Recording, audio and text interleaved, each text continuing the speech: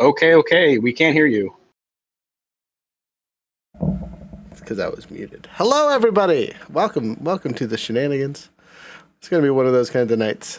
Before we get too into it, I am going to explain why we're on the other setting. Unfortunately, tonight we have a ton of players missing, our GM included. So he has handed off responsibilities to me. So I have about, I don't know, when did he tell us? Like noon today? A little after noon today? So 4-ish hours of prep time for getting this ready. So it's going to be a little hodgepodge, and I'm going to apologize for that ahead of time. But we're still going to have fun. We're still going to go through the episode. Luckily, it's just a lot of combat and us fighting. But we are going to be using our imagination a lot because the books I have are, medieval themed because we do that kind of stuff. I only have one book that is of the appropriate-ish nature of Fallout, and it is cyberpunk, not Fallout. So we'll be using bright, shiny lights for our adventures today. We gotta find the right looking map that will work for what we're doing for today. Luckily, I'm pretty sure this map has one that will work pretty good. Pretty good. Though it will get flipped around and used a couple different ways. These ones work, and yeah, basically all these ones. There we go. The end of the book is Fallout-esque. It'll be fine. Anyway, you guys. Exactly. And we'll go over character stuff and who we're playing as so you guys know who you are versus your enemies. Tonight, we're using actual tokens from the starter game for our enemies. They're going to be bottle caps, right? Civilians are going to have numbers. Enemies are going to be red, gray, or blue, depending on their difficulty and or different enemy classes. And we'll just get into that. So, I was instructed for tonight's session to kind of get the first bit of our stuff. Just explainage what you guys want to do with this shenanigans, this craziness that we have decided to do. So I need your guys' thoughts and opinions on how you want to handle the assault. Sorry, I'm grabbing a couple tokens that we'll need later. Preferably not to die. Or if we are to die, Flint lets everyone else die. Okay, noted. Kill Flint if possible on the dockets. But no, we got the...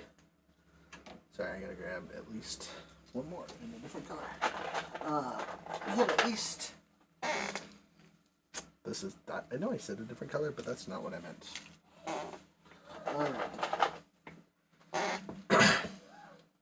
I'm losing it, guys. I'm sorry.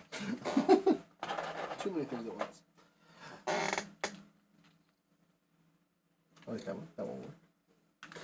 But we had a setup. We had the whole map. It was in our talkie speaky area.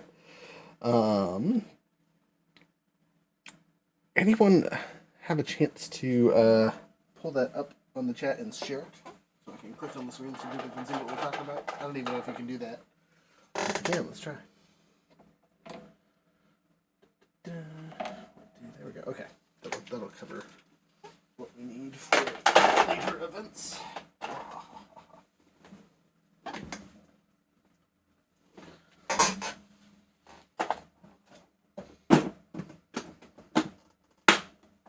I'm gonna take that as a no. Make sure there's nothing crazy in our chat log from earlier, and then I'll just go to it on my screen. I don't think so. The only thing that we really talked about is how we had no plans. Right. No. I meant the actual picture of the setup itself. Oh, I do believe that was shared, yes. No, it's definitely in there. I was just wondering if you guys could share it via chat, so I don't have to go through our chat and click on it, so the people at the thing can see it. Or can you see it on my phone? That is the bet. That ain't gonna work. Anyway, I have it out so I can lay out the enemies. But what you guys are looking at is a players. If you could so kindly look at your phones, so you know what the hell I'm talking about. There is an outline of where they assume. That's a heavy term here. Where stuff is, right? So you got a main entrance area. some farms and fields and whatnot. Obviously, the weapons testing area. It's in the chat. Yes, it is in chat. Oh, you mean... I'm dumb. Sorry. Thank you, Elsmar. Dun, dun, dun. Boom. Hey, let's see. There it is. Thank you. Now the people online can see it. So, I'm going to use my mouse so they can see where I'm pointing at. So, we have the front gate area, the works area where they're building and constructing things. There's a shipping dock to the side, a little farm area, a whole bunch of irradiated places. Basically, anywhere that has this green glowing grossness is heavily irradiated. I believe as a blast session, in there you get 4 rads a turn. So if you can negate that, cool beans. If you can't, you get irradiated in some form or fashion. On the marker, all the little cowboy peoples are allies. So there's or not allies, but civilians, basically. So there's 1, 2, 3, 4, 5, 6, 7, 8, 9, 10, 11, 12, 13, 14, 15, 16 individuals on this installation that are good guys. Everyone else is bad, right? The little ghouly looking guys are your regular Brakken employees. There's an overseer guy that we didn't actually talk about, but they're there. All the little green army men up in the corner are feral ghouls, the hounds and whatnot. I think there's a feral ghoul for every employee is how the math works on that one. And then, or pretty close to it at least, and then these little robot things down at the bottom here are turrets, not actual robots. So we will be referencing this map as we go along and do things as we are playing. And he told us there's an assaultron in here at somewhere. Yeah, I think that's what this thing is supposed to be. He said there may be an assaultron, maybe. But that's the assaultron is if you guys fuck it up too good. But I think we actually have a replacement for that idea, which was something way worse because of our poll today. So we'll get to that. But yeah, just lovely, just beautiful. So planning phase. You guys as characters have had this information and will be able to kind of delineate where you guys want to do stuff and things. I believe we had 3 rocket launchers set up and ready to go, and we're gonna save that for the big boy was the thought, right? Because there's supposed to be a Soltron or something running around. That boy is excited. Got them watching Scooby-Doo and they are loving it. I was hoping we could build a trebuchet and just trebuchet our way in, because I think that would be hilarious, but I do not think we actually have the time for that. Ryder's suggestion is we go through the shipping dock, as it is guarded, but there's plenty of cover, and once we're in, we get directly to where some people are working, right, and we're kind of in the center of the complex kind of thing. Whereas the other option is we go frontal assault and just kind of kick the doors in that way. Or we go somewhere completely random and try to blow a hole through the wall, and I don't know if we have enough explosives for that, but it is an option. So what are your guys' thoughts, in or out of character? Again, our characters will have enough time to convey their thoughts and feelings pretty heavily in this.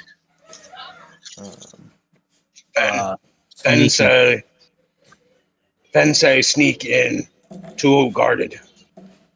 Okay. Yeah, I agree. Ryder's already given his suggestion, and it is definitely sneak in the shipping side, so I'm for it. Bring the big booms, but don't use them until we have to. I'll check in a second. Go. Okay, and then I believe the Baylors are going to be on board with whatever we want. So if we're going to try and sneak in, where do you guys want to try and sneak in from? Do we want to try and get in the front door? Do we go into the shipping? Or are we going to go in from somewhere totally random? What's the thought here?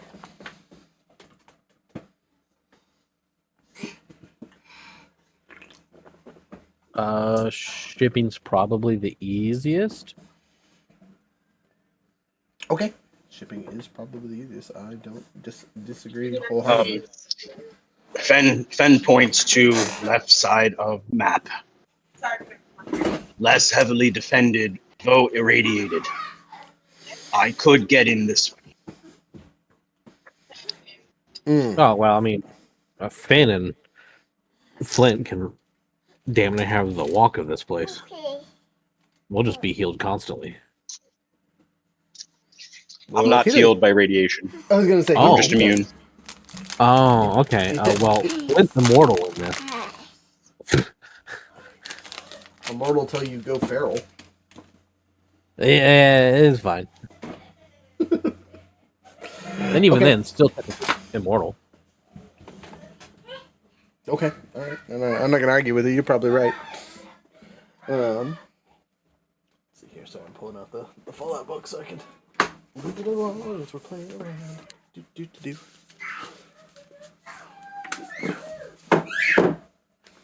Okay, so you guys want to go in from the irradiated side. I mean, as a character, I have a little bit of rad resistance, but I'm not hanging out in the rad heavy areas for sure.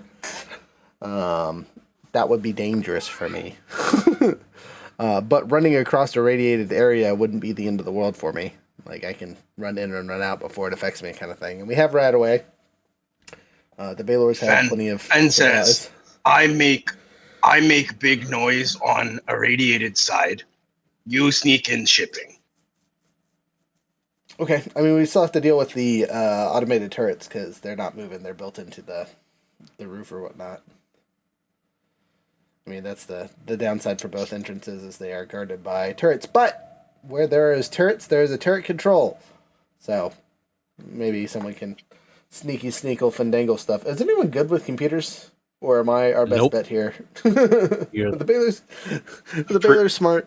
I'm not smart. I will say this. I will say this out of Fen's voice. You are probably the only one here. Yeah. Any tech things, any smart stuff is all on you. Okay, let me look at the Baylor's characters really quick to make sure that they don't have something that just completely outclasses me. If it'll load. Why is Iris not been doing all the computer work? She has an intelligence of 9. She's super smart. Like, that on base is better than my, like, anything. Not to mention that Well, her... she's a chemist. She's a chemist, so of course she has a high intelligence. That's ridiculous. Alright, anyway, over here, just being salty, because that's so powerful. A 9? Intelligence? And all the smart stuff should be done by her.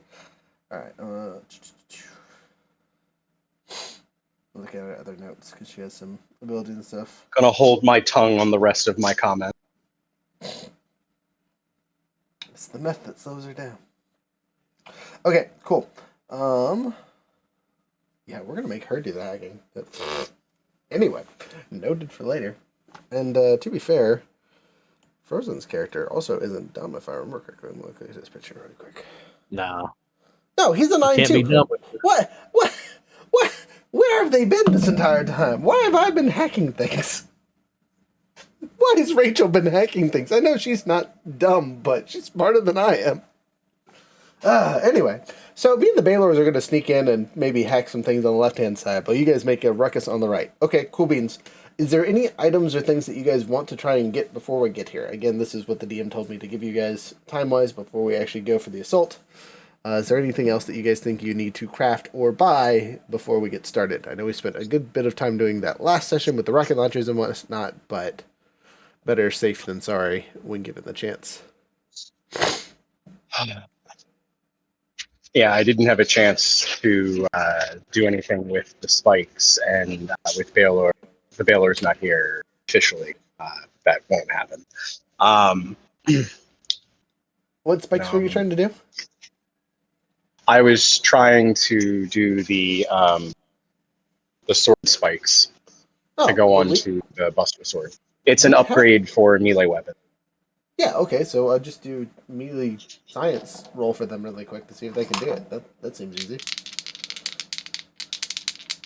He doesn't have the perk for it. Oh, he doesn't have blacksmith. I know he doesn't. Oh, he needs blacksmith, right? He has blacksmith 1. He needs blacksmith like 3 for what I need. Wow. Oh yeah, weird. That's never happening then, unfortunately. Yeah. Also, I didn't realize. I'll take a I mean, a roll though. we also have Bobby. We also have Bobby with us. Right, that's what I was saying. I'm gonna see if Bobby can do it, because he is our NPC that does everything. I have Bobby's stats, so we're just gonna roll with it, assuming that he has a welding torch and can just it on well enough for you. I say he has a whole welding kit because he has Yeah, exactly. a suit of armor. If you can weld the armor, you can weld the sword. Hopefully. Well, maybe. I rolled an 8 as my low number. That's not a good start to the game, y'all. Dice, I need you to not be D&D dice right now. I need you to be Fallout dice. Focus. I'm gonna say with Bobby's stats, he probably has an engineering. I would probably put him at a 9 for most of his tech related skills, as that's his specialty. So I'm gonna give him one pass on that. He will be able to do it, but you won't be able to use your sword until we get to the event, because it would take a couple days. But we have a couple days, so we're gonna yada yada to make our lives easier. Yep, I got it. Okay, cool. Also, I, as DM, only get 3 AP points tonight, because there's only 3 players. And we, as a group, only get 3 AP points that are unflipped currently, because there's only 3 of us, and we don't have any extra perky stuff like usual. And that's rough. I don't like that. It would be nice to fill it up all the time, but... Oh. Okay, so... distraction, you got your spikes. Flint, do you have anything that you want to do, especially on your side? Nope. My 44's got plenty of ammo, and the lever action rifle is also good to go. Okay. Well, then we will start our assault on the building. Now, because of how this is going to work, it will be via turn, kind of like combat, right? We'll go in turn from you guys to my stuff to you guys to my stuff until someone sets off an alarm, and then combat will start in earnest. And then I will have to actually put the map on the board. But for now, until we set our combat, I'm just going to point at the screen where you guys are at on the picture here. So you guys are starting... Do you want the bottom left corner or like the middle? Where do you guys want to try to invade the shenanigans of the heavily irradiated area?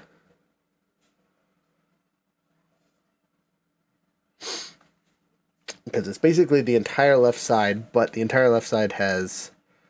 I don't know what the best way to describe it. You zoom in, it's just a radiation factory. Like, basically, they've defended that side of the wall with an irradiated walking zone that clears the rest of the area of the other radiation. / that's where they make the ghouls at. Because it's an opening. That's why. Is there an opening? Yeah, there's an opening behind them. That's why there's a guard posted there. Oh, right there, yeah. But there's still a wall here.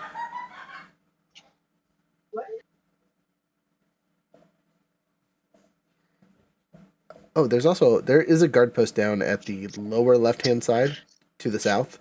That's what I'm talking about. Oh, okay. Sorry, I thought you were talking about like literally fighting the wall. That's where all. No, they're in front. There's a glowing one and a factory employee guarding that entrance. It's only 2 without turrets. Yes. Okay, I understand what you mean now. So you want to sneak in that way instead of fighting 2 turrets, 2 factory workers, and a glowing one in the front, and 2 turrets, a factory worker, glowing one on the docking bay. Going through that entrance is easy.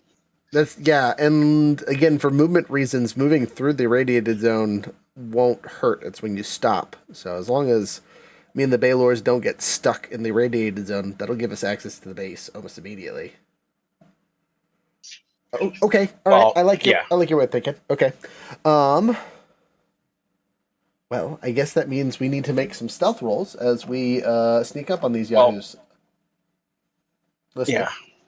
I'm gonna need to I'm going to need to stealth and probably kill both of those people before we even go in, or me and Flint. Oh yeah, I say he's Flint's just as if not the same sneak as. But do you have a stealth boy? Uh, no, I've got actual skill. No, I'm kidding. I have the ghost perk and a stealth boy, and I roll a TN of I think 12 for stealth. That's wild. Okay. Well, Yeah. I'm gonna flip over the camera here so you guys can see what's going on, or at least I can see what's going on. Oh, is it this webcam? It is. Hey, look, I got it right. Okay, so big giant red monster. I know it's not blue, but it is the most mutated looking mutant thing I had in my arsenal today. So that is our big boy. And then following him is the dapper gentleman in a top hat. That will be you. If you see a dude with a whole bunch of pokey swords, that'll be me. And then the Baylors and the other Rex are these three yahoos. So, dude that looks like he's holding a gun, Mushroom Lady because meth dealer, and the dog is the dog. I'll pull them off the board so you guys can see your peeps later. Enemies. Let's go over that really quick. So, red, because they are the most... I am 2 successes for stealth. Hell yeah. Okay, then you succeed. Alright, fantastic. You guys are both started off stealth. So, I'm going to put these guys on the board. Our red tokens are going to be your regular employees. Our blue tokens are going to be our irradiated yahoos. And I'm going to pull a couple of these out so I have a small stash. So give me a second. And then if they are a number, so if you just see any number whatsoever on the board, that is our civilians. And then if you see a gray one, those will be, well, you'll see. I might have to change that actually because there's not that many. I don't have that many blue tokens for some reason. 1, 2, 3, 4, 5. No, I have plenty. They're just buried. It'll take me. And it's too bad that none of us have none of the smart people have radiation resistance. 5, 6, 7, 8. Alright, I got 10 tokens of each one. I know there's more than that for enemies, but they shouldn't all be on screen at the same time, so. We should be Golden Pony Boy as we go along. Again, if you see a gray token... I'm a liar, there is no gray tokens. If you see a numbered token! That is an ally. Do not shoot the numbers.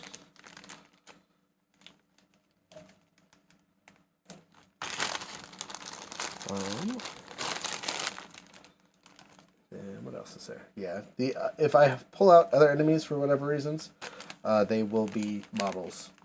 Then I will tell you who and what they are as they appear. Okay, cool. So, can you guys see that now that my mouse is out the way?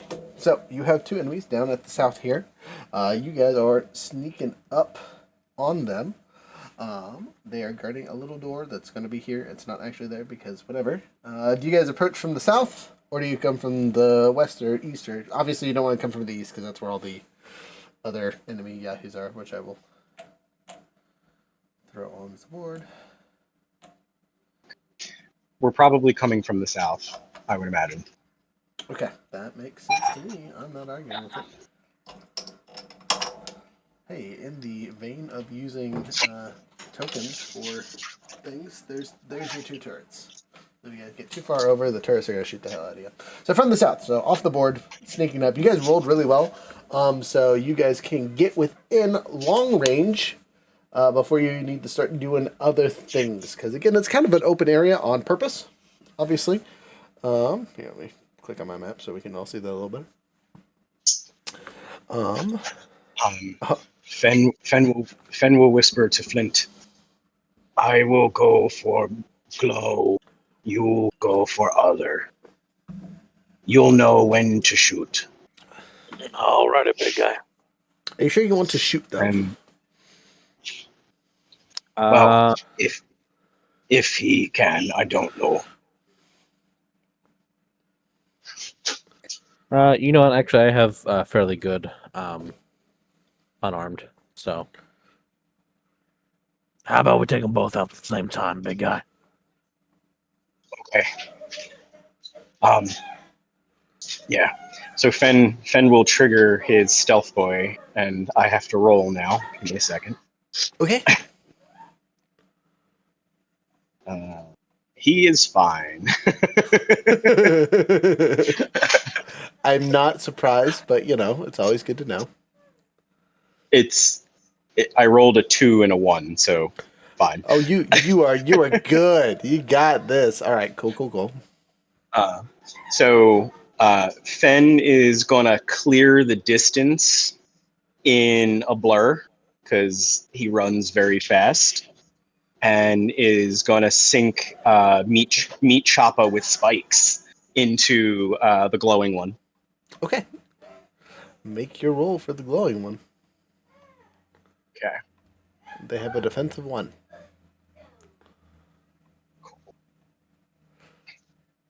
Meat choppa rolls a 2.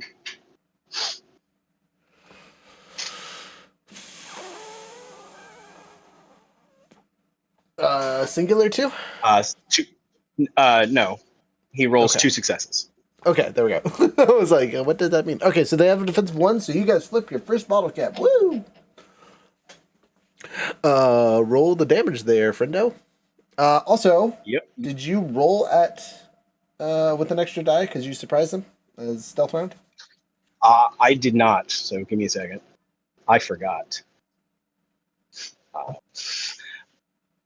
No, that's a failure. Once in a blue moon, that's a failure. Okay, well, doesn't Not change a anything. critical Still failure. got them. Just a regular failure. All right, good. So nothing changes. Okay, so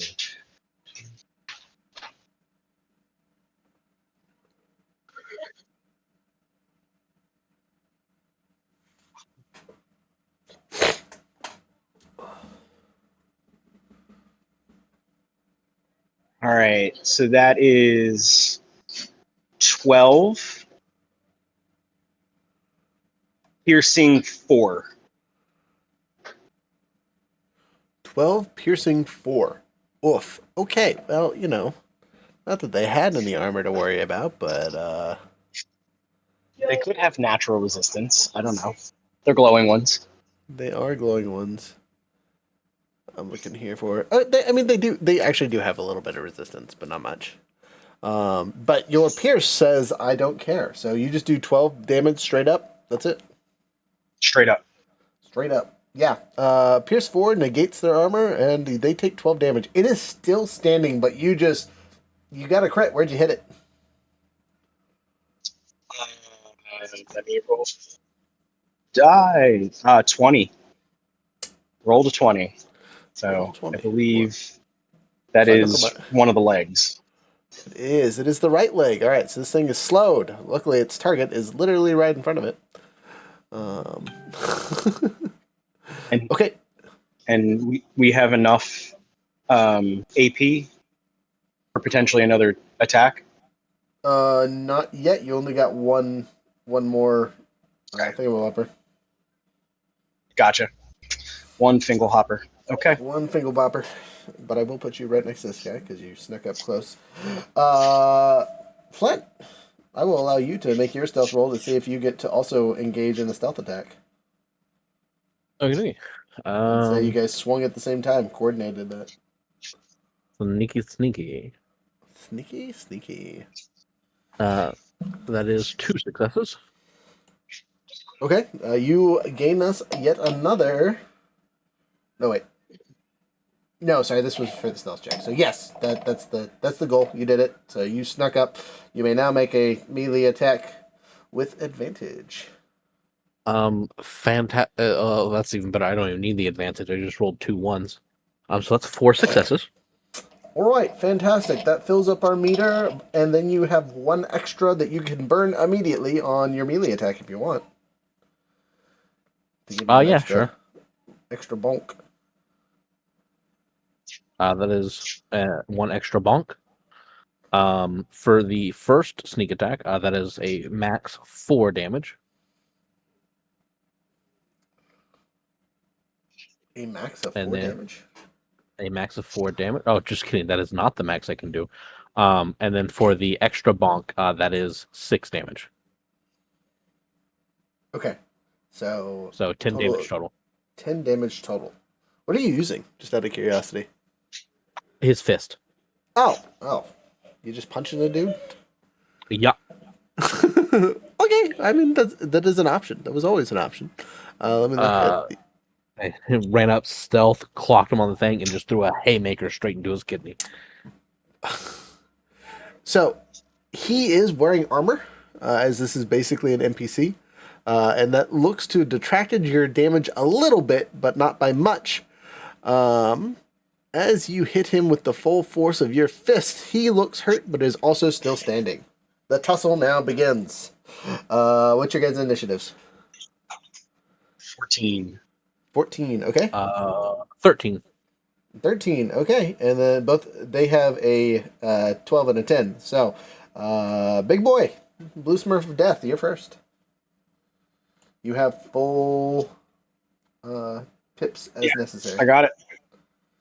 Yep. Meat Chopper swings! Alright. Meat Chopper connects for 2. Okay. 2 successes. 2 successes. You And only need one. he's Hey, all- you get an extra thing to get to burn immediately.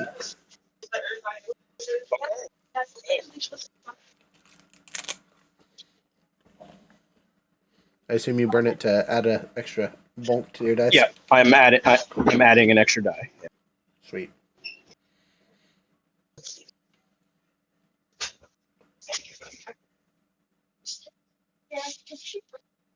So that is 14 damage, piercing 2. Okay, piercing 2 is good. 14 damage is better. Between your last hit and the first hit, you murk the final ghoul. It's a critical hit. Where did you hit him? I split him down the middle. I don't know. Let's see. 15, wherever that is. Maybe I chopped off his arm. It's the other leg. No, You got one I leg. bowled him. You just chop. Just clean sweep, man. Solid. All right. Would you like to do anything else? You still have movement and a basic action. I'm gonna burn 2 and move and hit the Bracken employee. Okay, the Bracken employee who just got punched in the face looks over, sees his guardian ghoul get murked, and then the thing that murked it just walks forward. Does your stealth boy dissipate when you make an attack? Yes, it turns off Okay. immediately when you take it. Okay, yeah. So, Yeah, he sees me coming. you see. Got it. That is 3 successes to hit him. Well, his 1 defense says you get 2 extra things. Unfortunately, you can't make another attack because you've already done that once. But you do fill up the 2 things that you use, so... That works out. Let's see here. We 1, 2, 3, 4, 8, 9, 10. Oh, All right, so that is... Before I actually say that, do you have Action Boy or Girl? I do. Okay, that's what I thought. Just making sure. Yeah. I took that as soon as I could. So that is 12 points of damage, piercing 6. 12 points of damage, piercing 6. Yeah, the piercing way easier on this guy. And the 12 points of damage just shreds what was left of him. He was already at like half health, and you said no health. Congratulations, you guys have successfully cleared the door before they could even take an action due to your surprise attack. So there is now a locked gate in front of you. Though you can see on the other side of this gate, as it is a like legitimate gate, that the area is heavily radiated. Like you can feel the buzz even on this side of the gate. Is it a like dangle lock, or is it a lock that is built into the door? You will know for this facility because it is a weapons facility slash a... I'm going to call it a breeding area, but that's not the right word. A crafting area for the ghouls. That the locks are pretty serious. So it looks like it's a heavy tech lock. But heavy tech locks and big giant swords don't necessarily stop them from doing much. You know what I mean? Yeah. And or you could try to lockpick the lock, because it is still a physical thing that you can chop up and try to hotwire essentially. Is it? I mean, is it lock pickable? Because It's yeah, it's hackable. You could physically lockpick it with not a lockpick, but spooling the right wires together. that is It's electronic lock. that is not his. That is that is not his department. What is there any like trash around, like any glass bottles or anything? That's a great question. Let me give that a roll. Survey says, yes, sir. There is a bit of trash. It looks like the guards kind of just take whatever they want and throw it in this area. Cool, awesome. Is there is the lock on our side? Yes, the lock is on your side. It looks like it's actually technically on both sides, but you can access it from yours. Awesome. Flint is gonna pick up a bottle, pull out his magnum, kind of fashion a one use silencer, and shoot through the bottle to dampen the noise and break the lock.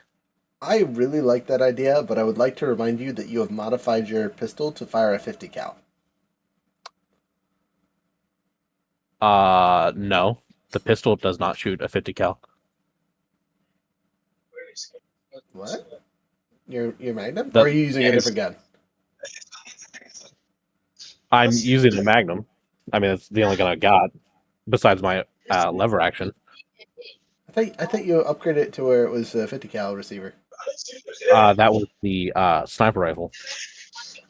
Oh, we've been playing it like it was your freaking pistol. Okay, well that makes more sense. It's still a 44 you're firing into this thing. You sure you want to try that? Yeah, I mean, it's not. I would say it's not perfect, but it'll dampen the noise. Okay. Well, I will let you make an attack. But don't get those consequences. Is all I got to say.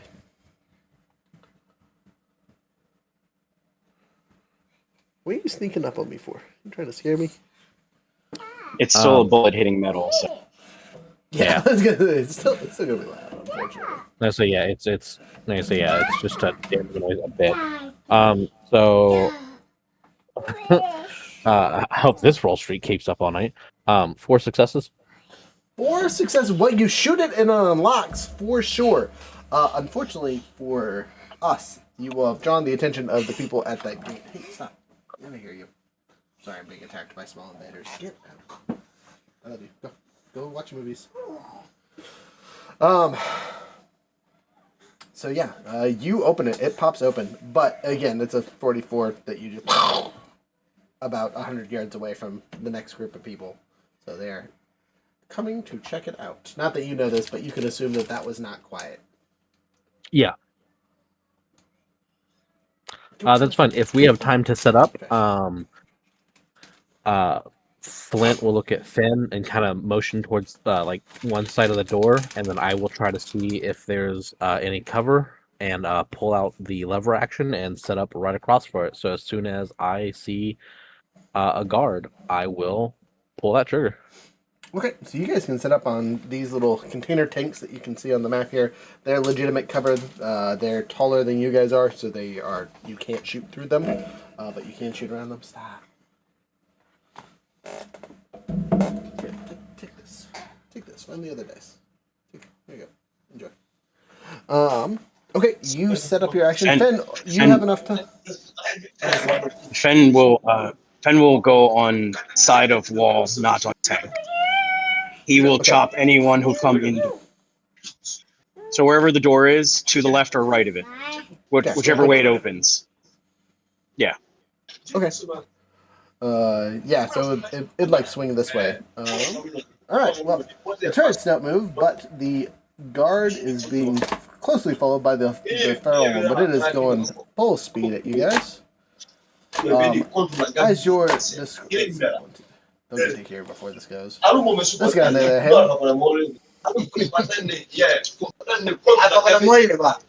Elsner, you got some background noise that is super loud.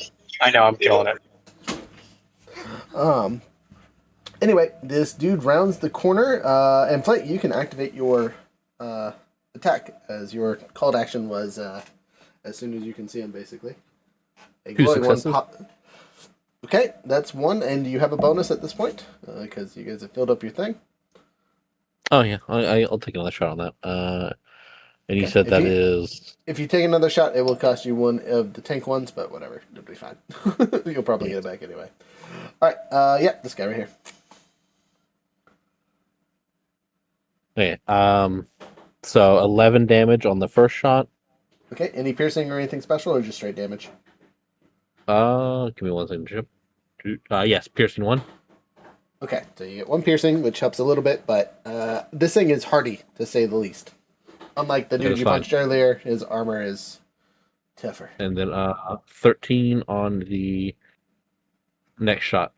Still piercing 1.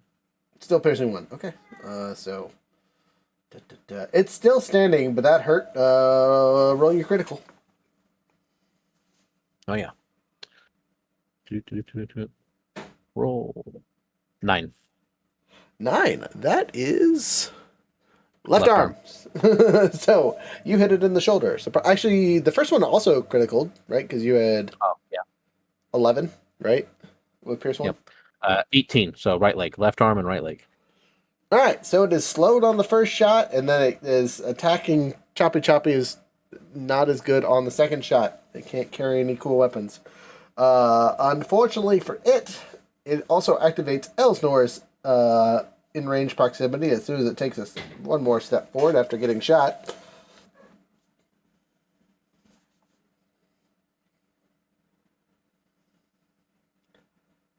You can give it the bunk when you get a chance. 2 success. All right, you flipped the coin there. Give it the old damage. It's looking pretty rough, so as long as you don't whiff it, it's probably done so.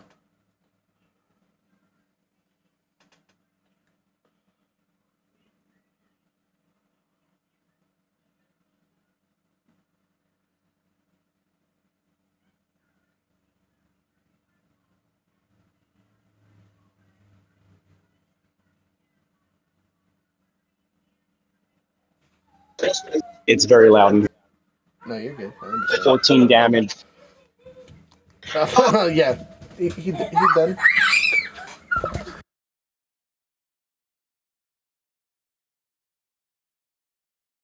All right, you've eliminated the feral ghoul, though there was definitely loud shots heard, and people are investigating, not to include the people that just watched their ghoul get eviscerated as soon as it rounded the corner.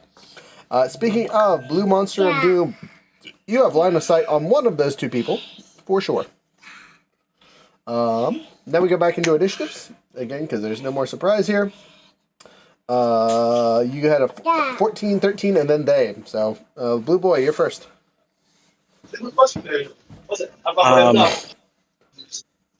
Blue's gonna switch to the other side,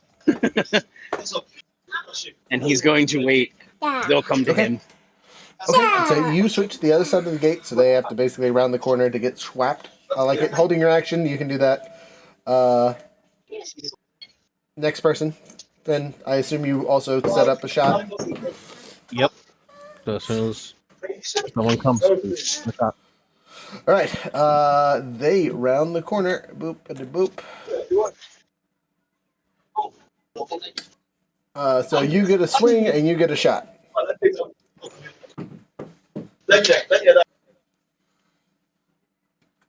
Technically, Big Blue Smurf would go first before the enemy gets a turn, and then Flint would go, and then the enemies actually get to finish their turn. But you guys get to start. Hey, get out of my stuff.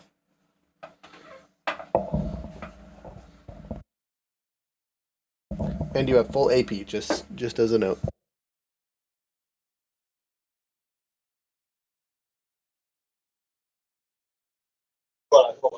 All right. 2 successes. I use the 1 success to get the extra success to get a damage die. That is 12 damage piercing. Ah, congratulations. You one-shotted this guy. Where'd you hit him?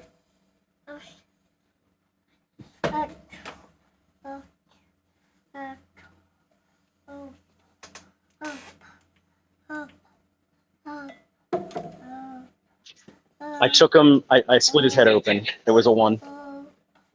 Hell yeah. All right, you deleted that guy immediately. He walked around the corner. Flint, you how much damage you do with your pew pew against the other guy? With my mouse. Thank you.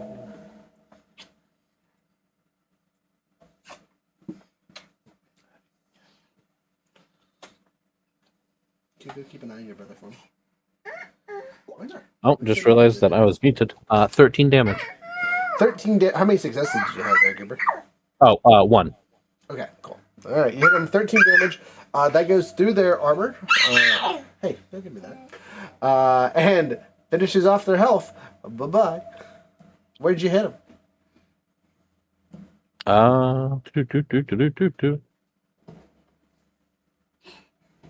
Right leg. The right leg. Yeah, you just blow off his leg and he kind of just slumps over, sad, dead.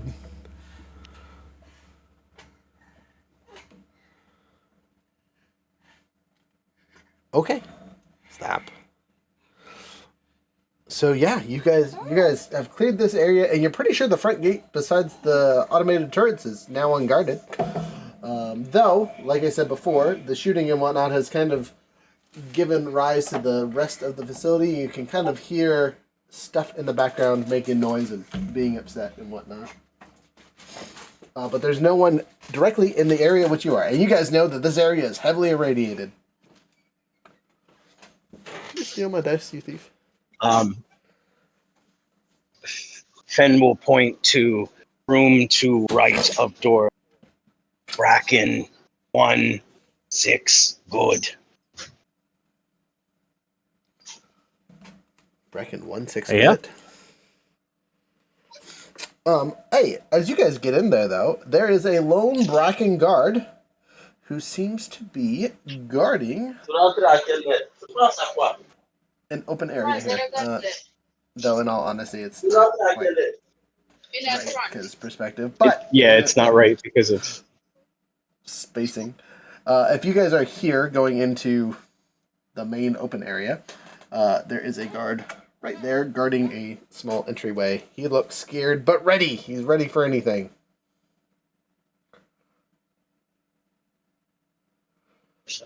Are you guys going to leave him alone and sneak through the back ways? Because literally we can just yada yada you guys going to anywhere else. There's one other exit that is on the backside. Or you could take care of this what guy I was thinking. there's... go ahead, sorry. What I was thinking is Fen will go in, kill him, and then we'll release the 6 friendlies and get them out the is open. Okay. Would you like to... Again, he's the guard guarding the guard door there. Yeah. So yeah, blue machine's gonna run across the room and murk him. Okay. Did you activate your stealth boy, or does that have uses? I don't remember.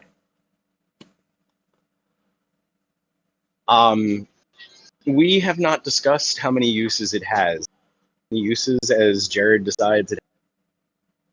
Oh, that's not really the buck. That's silly. Yeah, because he did not specify that it ran out anytime in the future. This is actually the first time he's actually officially. Okay. Well, it has been his stealth all other times. That's funny. I'm going to say, for purposes of this combat, anytime that you do so, it takes a couple seconds to fiddle with it. So it's not something you would do in combat, but out of combat, you can activate it whenever. And then it goes until combat starts. So this will be the appropriate time. He's gonna walk right across the room and just kill him. Like do the run from the door to him in a split second and just split him down the middle. Okay, you're gonna attempt like he does. He doesn't think that way. Okay, the enemy will get an attack if you're not actually stealth because he's ready. He wasn't that far away from you guys shooting, so he's ready to shoot at whatever runs out the door at him. So he gets a shot. Will it be good? Who knows? It's a shotgun, so it's a area burst. Luckily, your friend didn't run with you. But that's a hit, and that's a crit and a crit fail in the same roll, so they cancel out. You see him, and he pulls the trigger. Just click. He had you dead to rights, and you know it, right? You felt that shotgun in your head. You calculated that would hurt at least a little bit, and it didn't go off. And he looks down and goes, "Oh, fuck," and cocks it, and then you're there. Make your attack. Give me 1 second.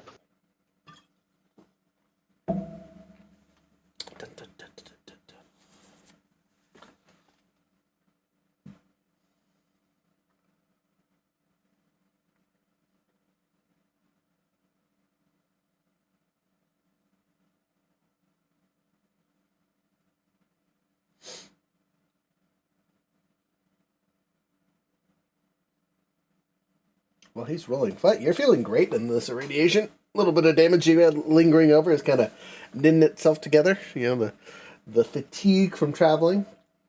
Feeling good.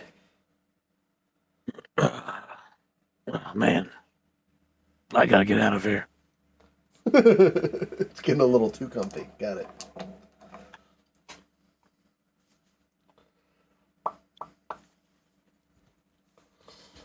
While our other friend is murdering this guy, are you falling behind or are you doing something different?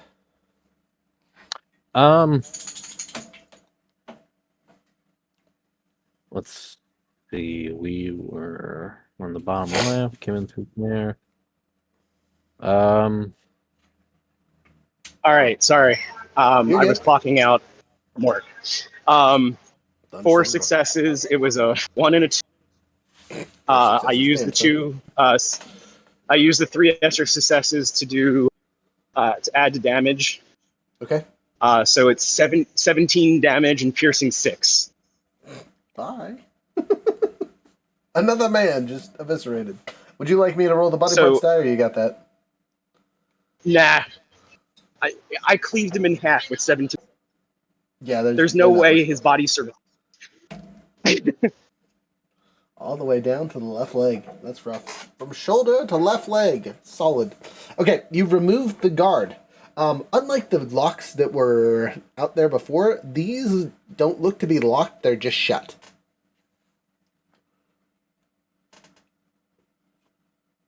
Neat. Flint, do you do anything with the door? Yeah, he'll open it to let Ryder in. Okay, so you're going back to the main door. Now, there are still active turrets out here. Do you want to look for something to maybe switch them off? Oh, yeah, I guess I should see if there's a... I mean, Ryder can probably just run right past him, I'm sure, but yeah, just in case. I appreciate your faith in me. But I'm not that brave. So you will go over there. It is very apparent that there's a little housing mechanism for A, opening the gate, and B, turning on and off the turret. Says this is the main door. You can beep boop some buttons because it's, labeled easy. You know what I mean?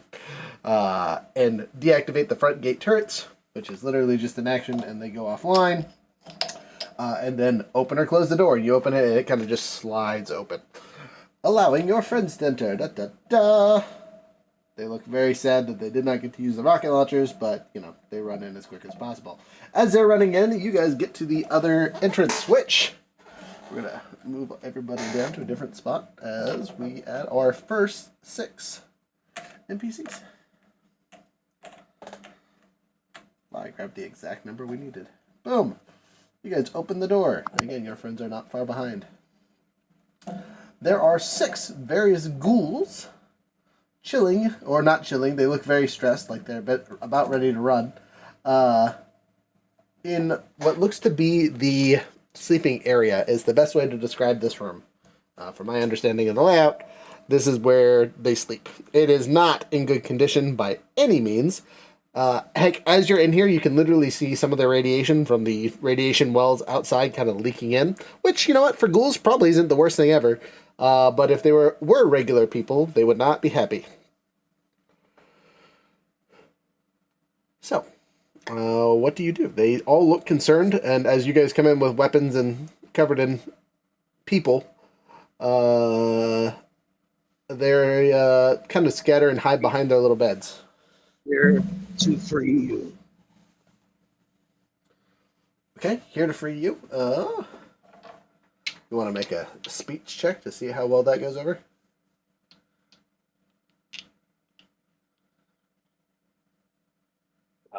He will also mention the glowing ghoul's name if that helps. Sure. You know what? If you mention our dear friend, you will. I will give you a extra dice.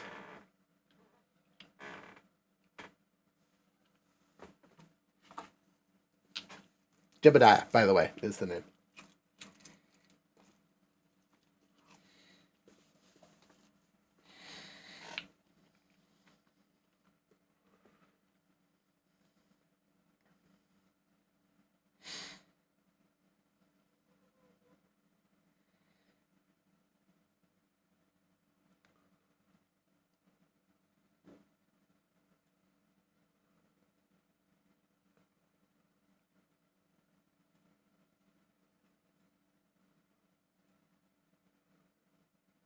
Not his best skill, but he managed a success and 2 failures with the Okay, extra guy. well, you know, that's still better than failing all of them. You will see that all but one of them look relatively relieved. The one that is not makes a run for it. He starts yelling someone's name and says, "They're in here! They're in here! Help!" And a guard opens the back door here and comes in.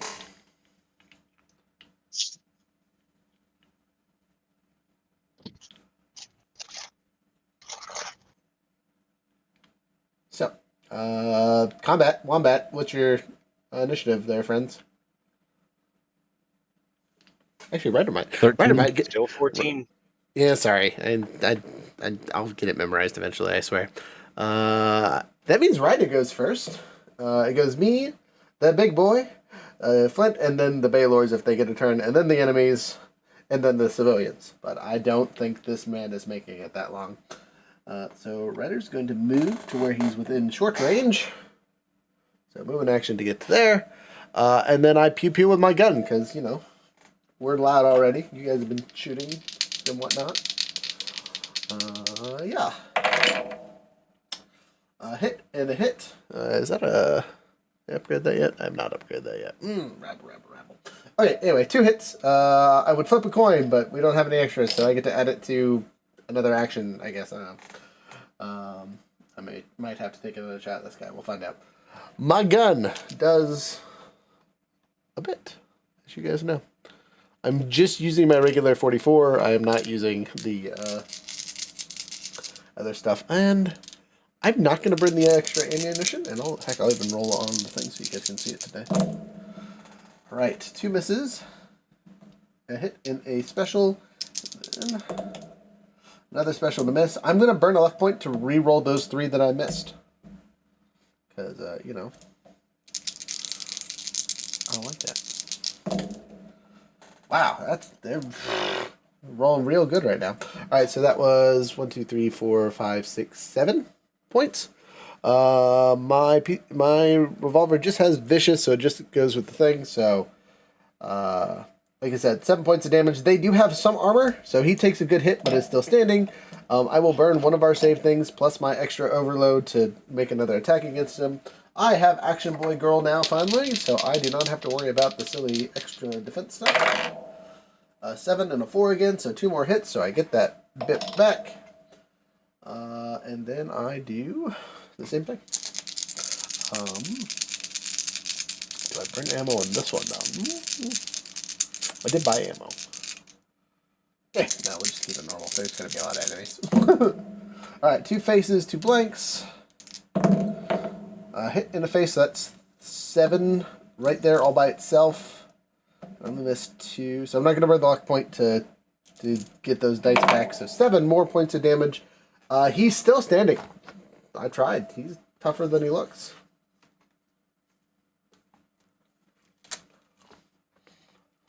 My dash said, we be in blanks today. You will suffer.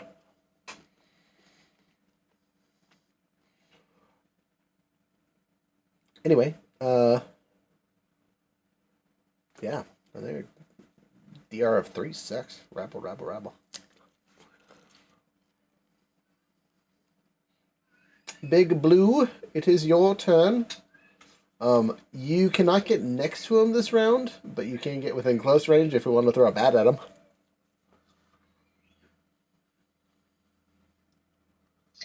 Fen throws metal bat at man, who is not good. Alright, make your roll. Give me a throw.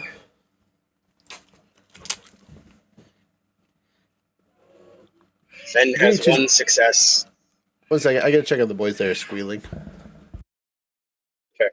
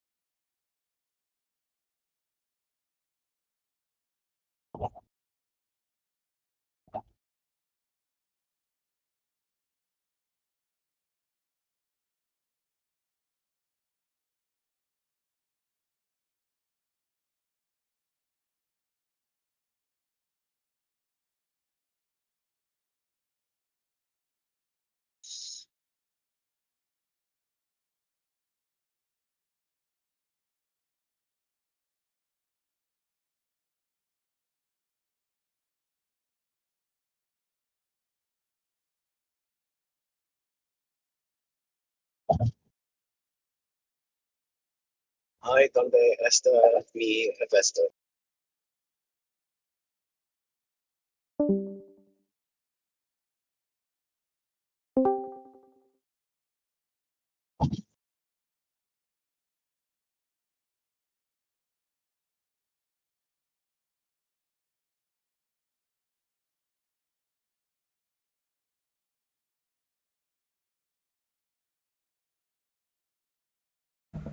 Sorry about that. I had to prevent children from running with scissors. You're good. I thought something had gone wrong on my end. Oh no, that was me chasing after children who were screaming bloody murder. Everything is fine. The children are safe. Okay, bat question mark? I didn't hear the if you hit or not, sorry. Oh, Bat was one success and That's enough to 8 hit. damage. 8 damage plus the damage that I did. Barely puts him down, but he's down! You conk him in the right leg. Right in the hip, man. Right in the hip. He drops like a sack of potatoes, and the ghoul that was running from him stops, looks back, and goes, "Oh, what do? You don't have to do anything. He's technically a civilian. He's unarmed, but he did just try to warn the other guards." go on, leave, all of you. The group, they give you the where are we gonna go? Don't care. Stay here. I'll kill you. That seems to motivate them. They will leave immediately. Alright, you guys have cleared out this room. Congratulations. But you've also attracted the attention of the facility. Over the loudspeakers, you hear, "We're under attack! We're under attack! Release the ghouls! Release the ghouls!" And what that means, is you hear all the gates open. And you hear a wild bit of snarling. Do you guys hold up here, or do you continue somewhere else in the setting?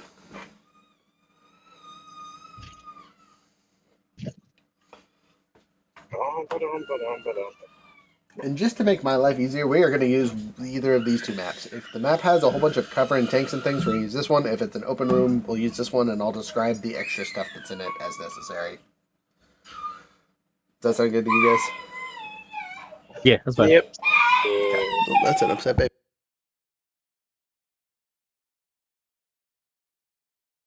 I honestly don't know what Fen would do for me.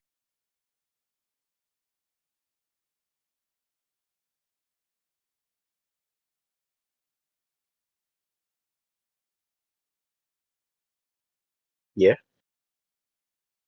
Can someone hear me? Yes. Sorry. Okay. I can also hear you. Yeah, I just need to know if you guys are staying or moving to a different part of the facility because it'll determine how you set up essentially. Fen kind of looks at Flint. I don't know what to do from here. Well, we need to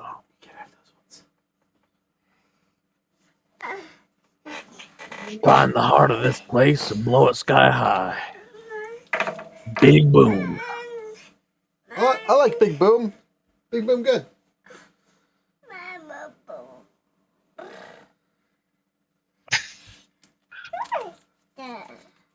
I love how the baby says I love. He's almost 2. He's not a baby for much longer. Fen.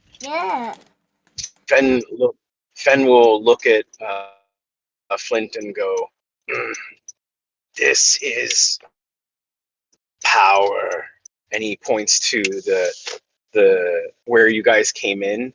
There's another door that goes north through a dark hallway. This is correct. You guys would assume the administration building is up that way. And it looks like everything is on emergency lights. The stuff that was lit up normally is now dark and dank in that classic red alert phase kind of vibe. The Saxons aren't necessarily blaring, but you do hear that same announcement kind of in the background as you are doing things. We are under attack. We are under attack. Release the ghouls. Release the ghouls. And you can hear in the distance the mashing and wailing of ghoulish teeth as they are coming your way. Did you stop? Perfect. Well, we're really the only ones that can make it back there.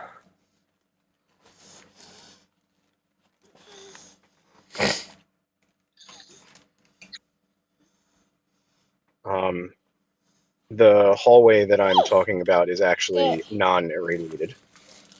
Yeah, It's got the right, power plant in the center.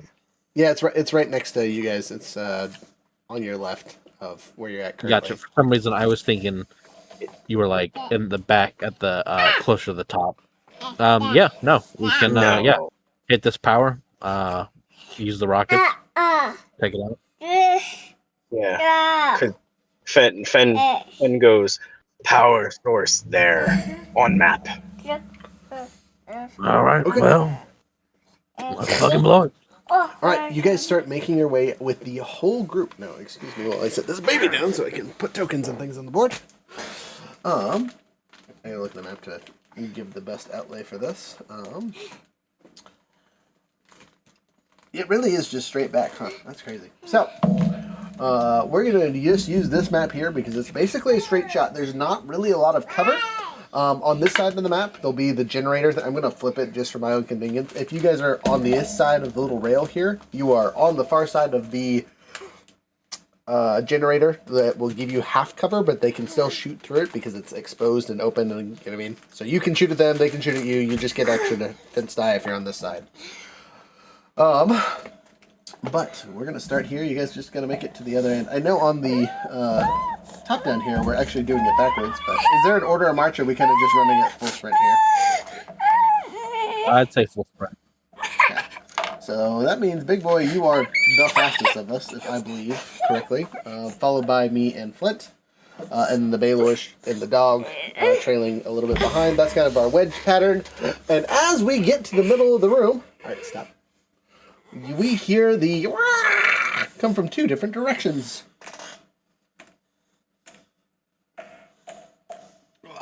That's how many of them there were.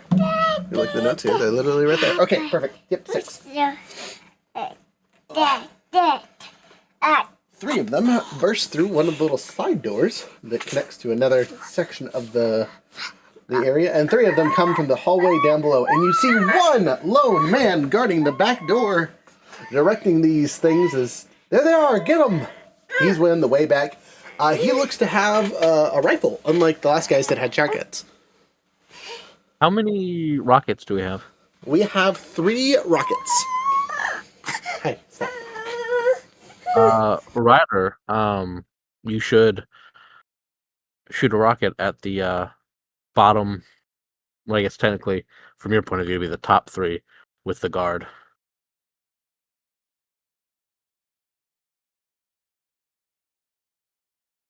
And then Finn, you and I can heel turn and take the ones that are coming on to the side.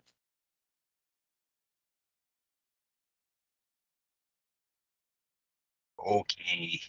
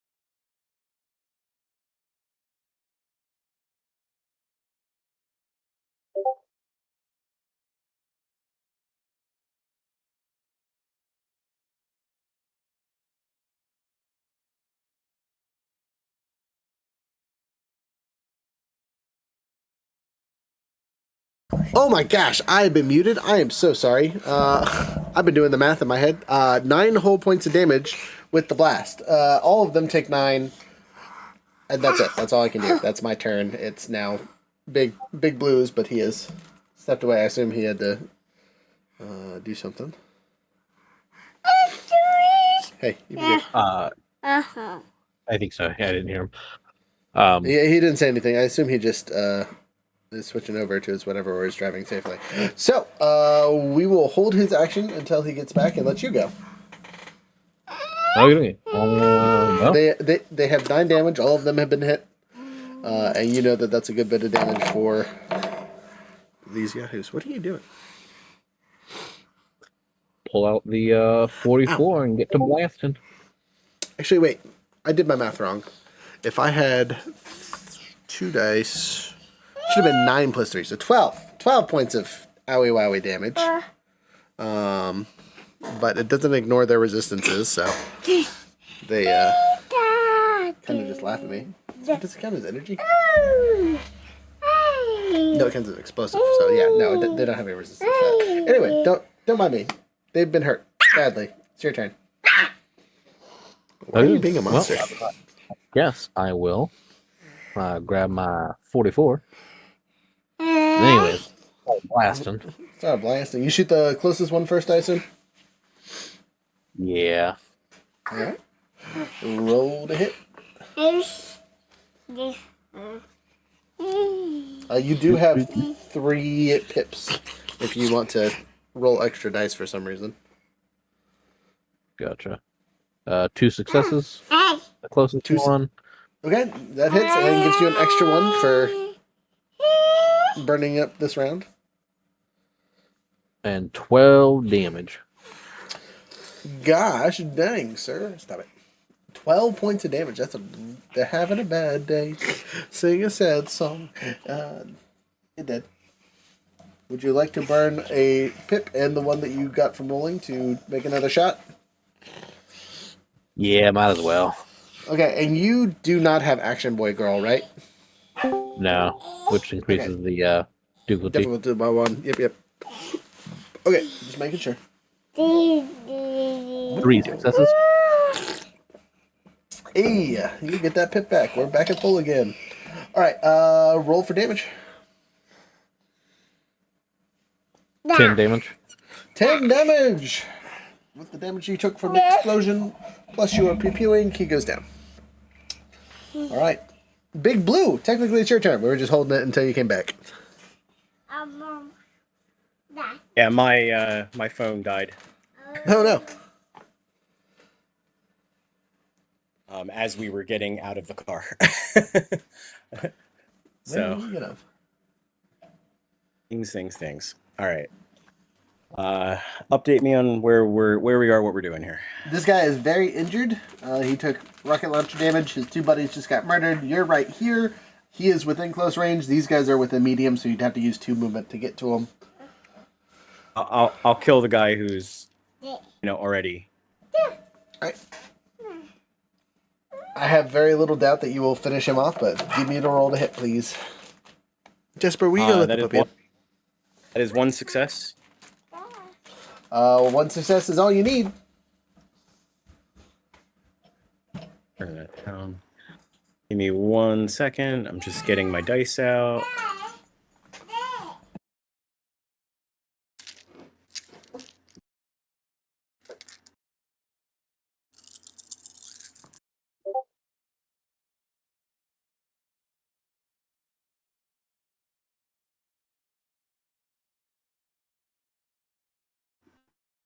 All right, so that would be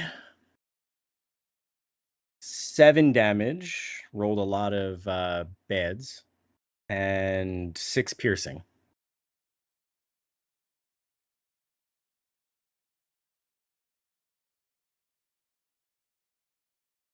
Gotta stop muting myself. Sorry, the kids were being loud. With 6 piercing, you ignore all of his armor and do full damage to him. He did. Okay. All right. It is the Baylor's turn. Starting with our handy dandy friend here, they're going to use 1 movement to get to medium range of these guys. And they're going to take their shot with their pew pew shotgun, which will be able to hit everybody but the guard.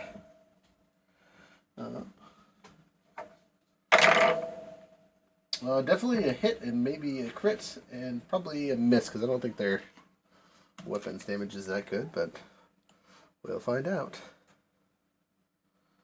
Dun, dun, dun, dun, dun, dun, dun. Sorry, pulling up their stats.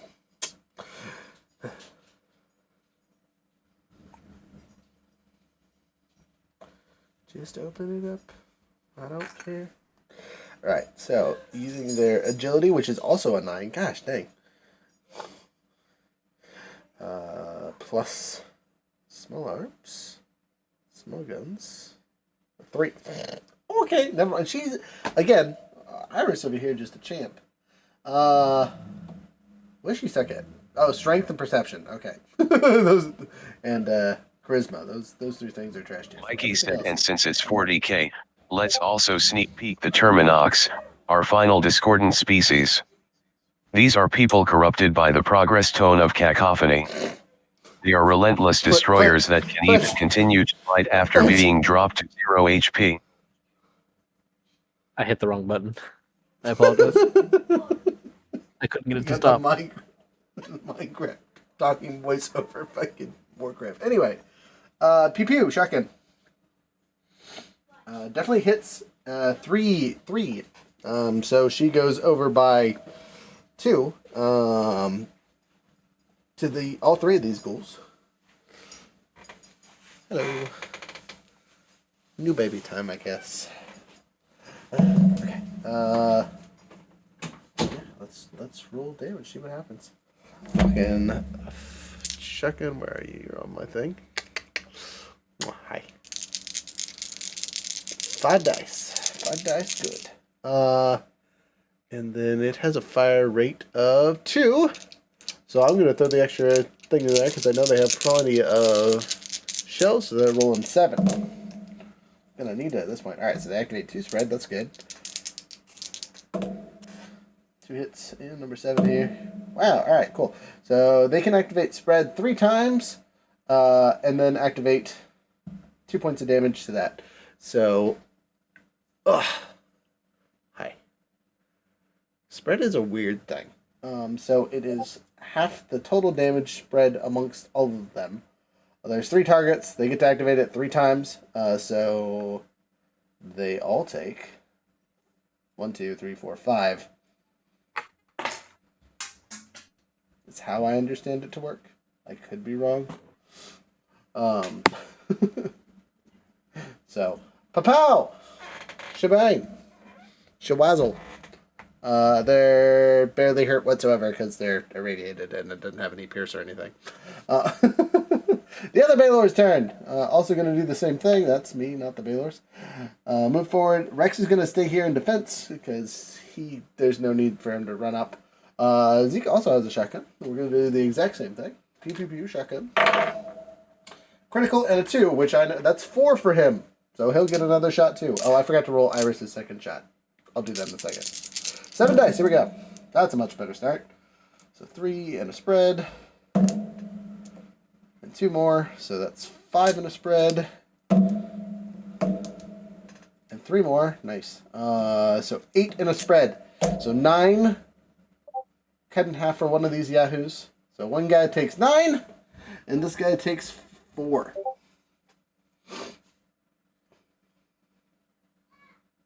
Okay. Well, it is what it is. Yeah. They, one guy takes actual some damage, and the other guy doesn't take jack diddly because they have defensive stuff. Second shot, though, because I forgot for both of them, they both get a second shot. We're going to start with Iris' second shot. Hit and a crit. So 3. They have so many, like, they can't use the stuff that they have because we're using guns. But, man, are they getting us so many points right now. I'm not muted. Okay, good. Wow. She's going to burn a luck point because that's terrible. one spread so far. Another spread and a hit. Miss? Damn, okay. That's 5, 6, 7. Hey, more faces. And then we're going to roll the 3 that I missed. It's all faces. Nothing but faces. So, 7 faces, which means they can activate spread 7 times. There's not that many enemies in the thing. So 7 cut in half is 3 to all the people. If we do the math and cut it up and whatnot, all 3 of them get double the... Two don't take anything, and 1 guy takes a little bit. Spread is silly. Anyway, that's that. Oh, and then Zeke's second shot. Gosh dang. Okay, miss and a crit, so he hits. And even with his Action Boy Girl, or not having Action Boy Girl, he crits, so he doubles it up. Again, I'm burning all their ammo because they're not here. Wahahaha. Well, that's a much better roll. 2 faces and a double. And then 3 faces and a double. So a total whopping 5. Split 3 ways. Again, like the very first time, is 5 points of damage, which equates to essentially 1 point for everybody. Woo! After their armor reduction. They are splattered with shotgun shells, but don't seem very affected. Apparently, shotguns and irradiated ghouls is not the way. Yeah, add some pierce or something crazy to him. Get that buckshot or something. Anyway, pow pow peekaboo. That's the Baylor's turn. Rex will hold his action technically until they get closer, and or if one of these feral ghouls gets close enough, he will take a nip at them. Not that he will be able to do anything, but he can try.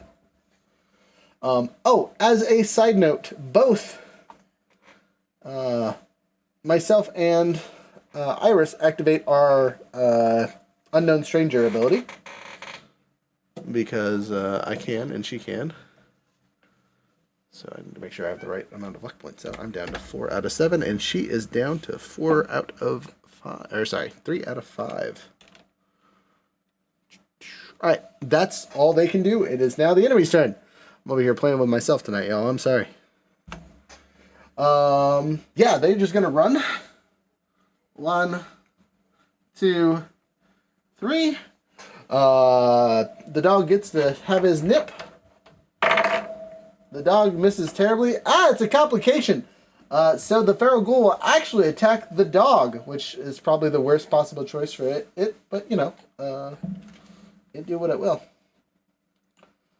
Alright. Dog meat. What are your stats?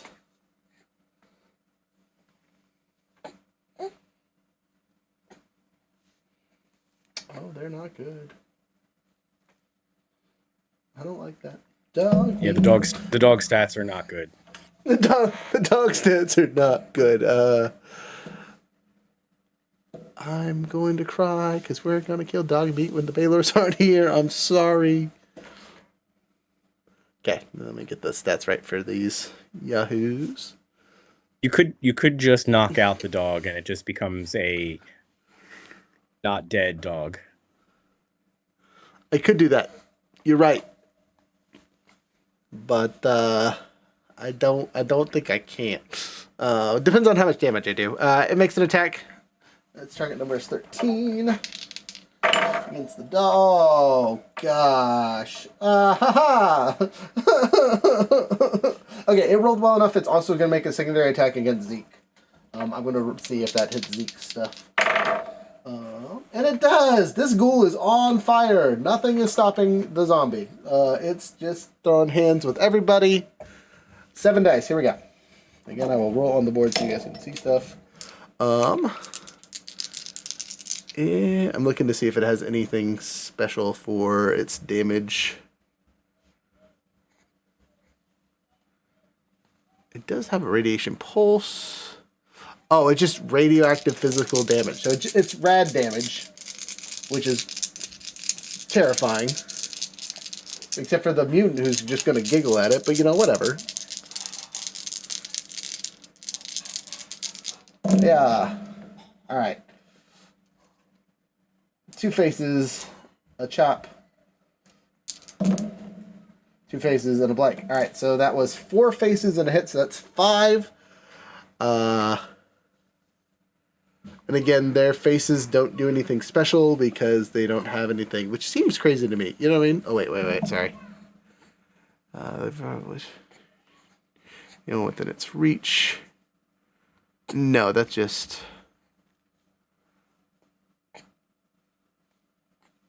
If it already has had damage effect, it inflicts 2 radiations per. Oh my god! Time out. I gotta zoom in on this thing to make sure I'm reading it right. Glowing, the one is saturated with so much radiation it literally glows, emitting a strange the glowing ghoul inflicts 2 radiation die damage to anyone within its reach of it. In addition, any melee attacks it makes it gains the radioactive damage effect. If it already has this effect, it instead inflicts 2 radiation per effect rolled. Well. That's wild. Anyway, it was good knowing the Baylors. 5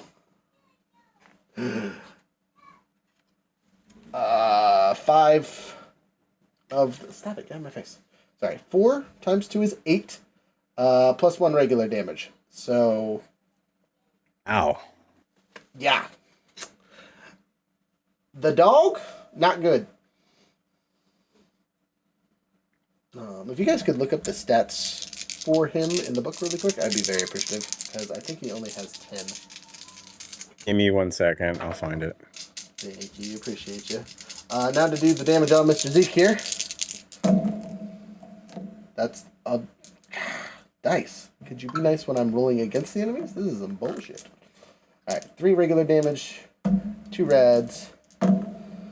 Fuck. 4 rads, 5 damage, 8, that's 17 points of damage. Half of it rad.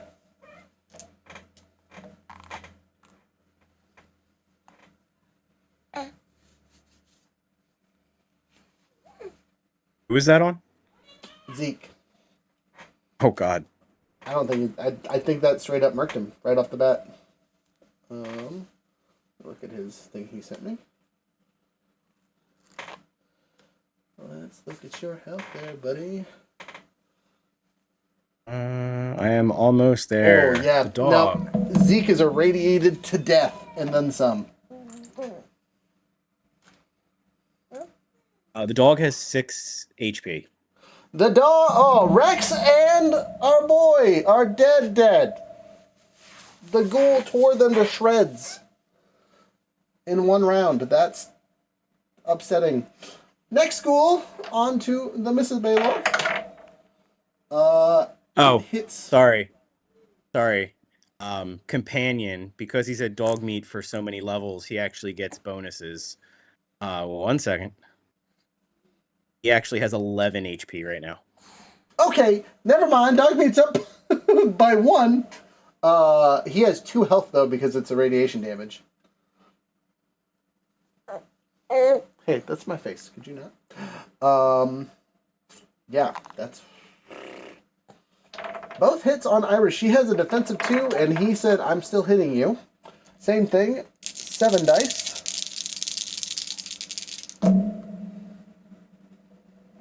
All right, miss, and double hit.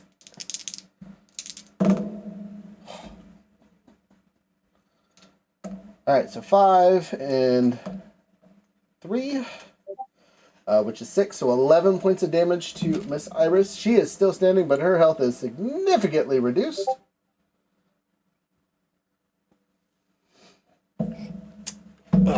Yes, we definitely have a bot there. Insta-goal. I will deal with that in a second because I'm doing what I can here. I swear I'm paying attention to the chat. There's just 4 billion other things to worry about. Being attacked by a small child all at the same time. Ow, my face. Anyway, jeez. That's the worst I could do. I mean, not really. I could have done a bit more damage, but not by much. She's still standing, but not well. It's gonna be touch and go for a bit there. I lost something. I don't know what I lost. Oh, a bobcat. Cat. Okay, I'll grab that in a minute. You know what? You are all up in my business. You're gonna be a floor baby. Floor baby. Oops, sorry, parking my mic over here. So, oh, it was my phone that fell down. That's what it was. Okay. Next up, the one guard. He, like I said, he has a rifle, so he's within medium range of everybody. Oh, sorry, there's one more ghoul to roll against the big boy. And I guess they technically can do damage because it's physical and radiation, but you know what. One hit and one complication, which means it negates itself. So as it takes swings at you, you nimbly dodge out of its way. Guard guy sees you and fires at you, Big Blue. Are you serious? Another complication and a 2. That I can't hit you tonight, Nailslore, because every time I roll, the dice say we're just going to cancel each other out. You want crits? No, just kidding. I'm very upset over here. I'm over here marking the NPC style characters, and the real players are like, we're fine. This DM's so nice. Anyway, next. Top of the order. It's me with the rocket launcher. I can't use another rocket launcher because you guys are all next to them, and I can't, hit a spot that doesn't hit you guys because you're intertwined. So, I guess I start blasting. Pew, pew, pew, pew, pew, pew. Preferably blasting the people that are not me. Yes, preferably. I think I can tell the difference. I think the big blue. No, I meant equals like friend. not on me. Right, no, I'm definitely shooting the one that just is eating Zeke and the dog right now. Just gotta defend my friends here. One hit is enough to hit, so I will do my damage. I'm going to burn extra ammo, so I'm rocking 8 this time instead of the regular 6. All right, we saw how you rolled for the feral ghouls. Can you do that for me? Just asking for a friend. I'll take that. That's a good start. 2 and 1, 2 and 1. And pretty good. And I'm not going to worry about burning the 2 that I missed on. So what's that? 4 points of regular damage and 2 of those bad boys. So that's 4 plus 5. That's 9 points of damage to this feral ghoul. He absorbs a good bit of it, but is hurt a little bit. Hey, I don't want to hear that. I don't want to hear that, little monster. I'm going to burn some of our stuff so I can, so our friends don't die, and I will take another shot. And for some reason, I dropped the thing. So whatever. It doesn't cost me the extra because I last level took the action boy girl, so regular 1 defense still. Terrible roll and a good hit, enough to hit, but doesn't get any of our pips back. I'm sorry. I'm gonna burn 2 more ammo on this one too, so rolling another 8. And hopefully I will roll better this time. 2 blanks, hit in a face. All right, double hit in blank, and I'm gonna re-roll 3 dice. With burning a luck point. Okay. 1 more chance, you POS.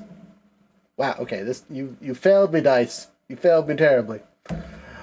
But double, that's 6, 7, 8, 9, 10, 11 points of damage on that one. Even with his defenses, with the other damage he takes, he goes down finally. That's my turn. Next, Big Blue. Guy in front of you, I assume? Yeah.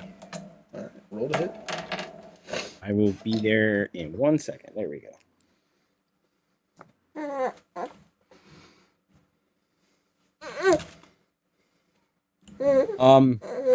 Blue is gonna whiff completely for the first time ever. Would you like to burn a luck point?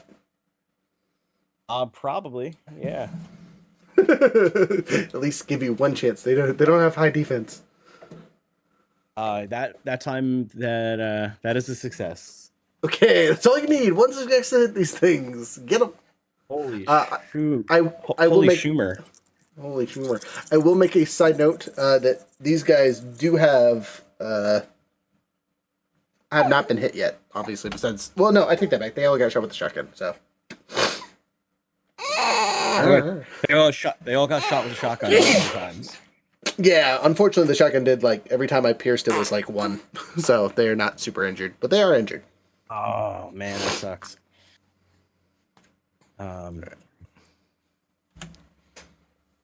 So that is piercing 10. Okay, got him. And that is 10 flat Okay, damage. okay, 10 Yeah. flat damage.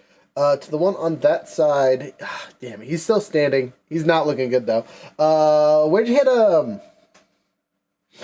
I hit him at 13. That is the right arm. So his attacks are slightly not so good.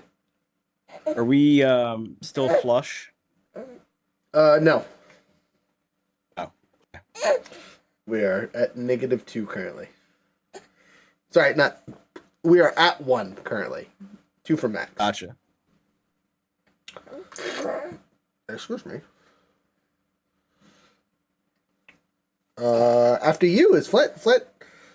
There's 2 ghouls goofing our friends up, and a dude with a rifle that took a shot at the big boy, but missed terribly. Now the ghouls are probably more a threat, so go to shoot them. I'm gonna say 100%. Are you pistol whipping them or using a rifle? I'm gonna shoot them in the face. Okay, well, I asked because your rifle is a medium range weapon and you'll have to back up. If you are shooting them with the pistol, you can just stay where you're at. Yeah, I've been using my Magnum this entire time. Okay, cool. Just making sure. Pew pew away then. 3 successes. 3. All right. We're 2 pips forward. I'll take it. 14 damage. 14 damage on the one in front of Iris. Yeah. Okay. It is still standing, but it looks Mortal Kombat finish him montage. And then 19 to shoot it in the right leg. All right, it's slowed down. Are you going to burn some of our points to make another shot, or are you just going to sit with the 1 for now? Sit for 1 for now. Okay. Next up is the Baylors. Rex, being the faithful hound he is, goes and charges to defend his mom. As Dad is dead. Like dead. I will have to read the rules on death because he might be able to get back up. Rex hits once and misses for the second, doing his chompy bite attack, which I believe is 3 damage dice with Pierce 1. Oh, Rex did some damage though. He says, "I'm getting him." All right, so Pierce 1 with 5 points of damage. It's not Pierce, it's Vicious. Vicious? Okay, so 6 points of damage. That's good enough to finish. Rex finishes this ghoul off. His 1 hit point was not enough. I was not expecting Rex to pull that off, but he did. Unfortunately, I did realize I forgot to roll the you're next to a irradiated 1 rolls for everyone last round, so we're going to do that now. All players take 2 damage automatically, no save. Unless they have, not even with rad, well, I mean, they have rad resistance, but whatever, it's rad damage. Blank and a hit, they have 1 rad damage, so they're fine.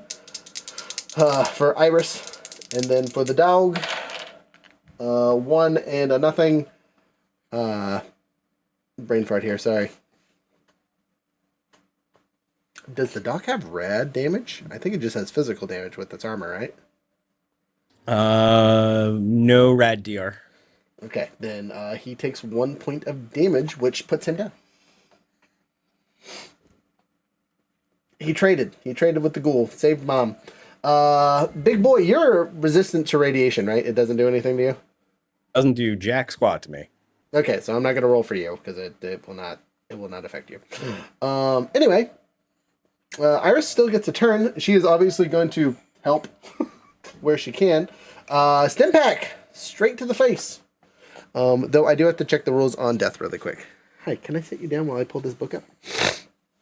Oh, because we haven't had anyone go down like ever. Jared's going to be jealous.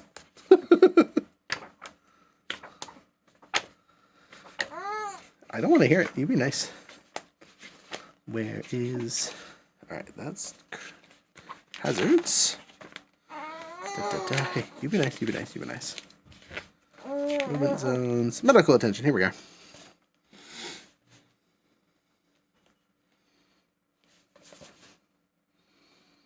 Alright, when using first aid actions.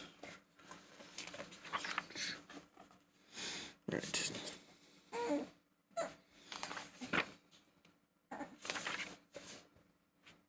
Dying. When a character is reduced to 0 hit points, they suffer an injury to a location struck, they fall prone and start dying. If they suffer a critical hit and are reduced to 0 hit points, they suffer 2 injuries. 1 for the critical hit and 1 for being reduced to 0, which he did. While they are dying, they are unconscious and cannot recover HP from first aid actions, cannot take any blah, blah, blah, blah, blah. While they are dying, you must attempt a end plus survival test with a difficulty equal to the number of injuries they have. Alright, well, let's see if Zeke survived, because he did have a turn. And no one stabbed him with any kind of stuff.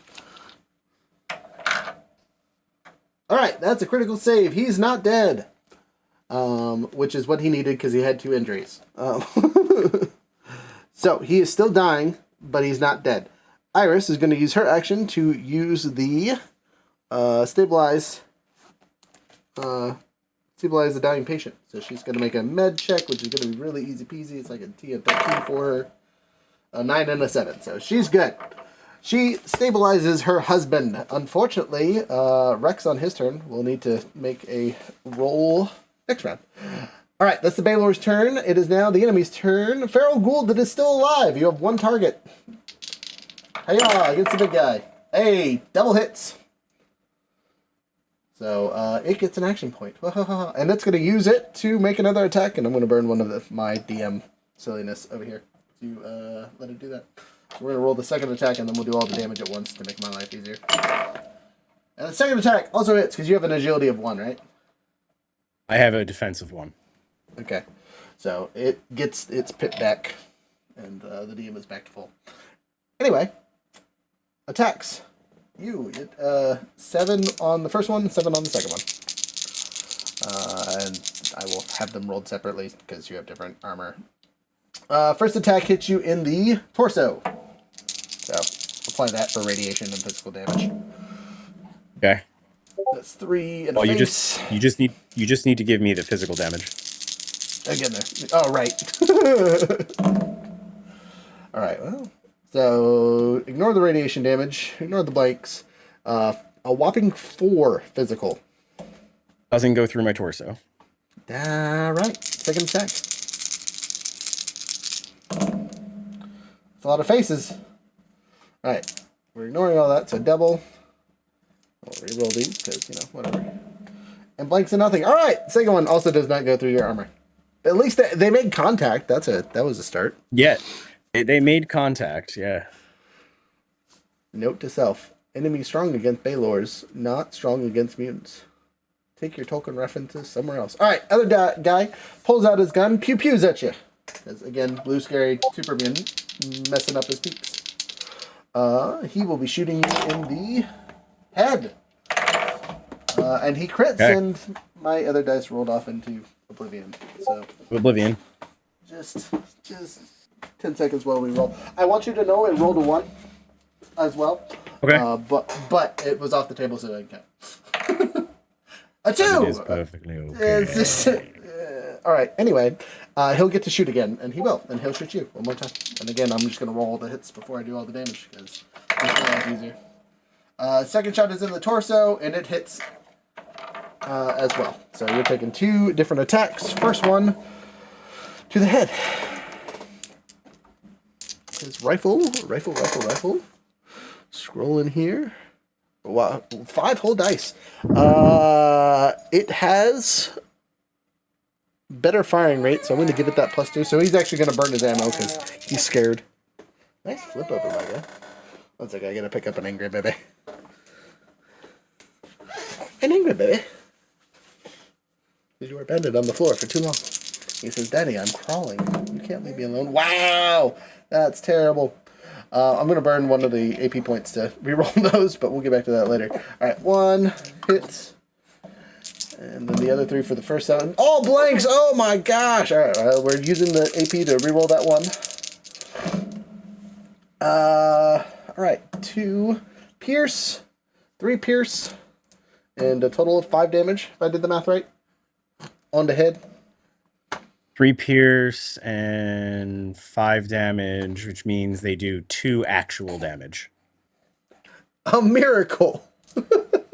Okay, second shot. Same thing, using all the ammo we can. 2 pierce, 2 hits. And then these guys. 3 pierce, and I'm going to re-roll those through blanks, burning another one of my little die, because he had a ridiculous amount of IDs anyway. 1 extra damage. So, 4 total damage, 3 pierce. Does nothing. Does nothing. Okay, and it was torso, if that matters at all. Torso is a DR7, so does nothing. Check, got it. He tried.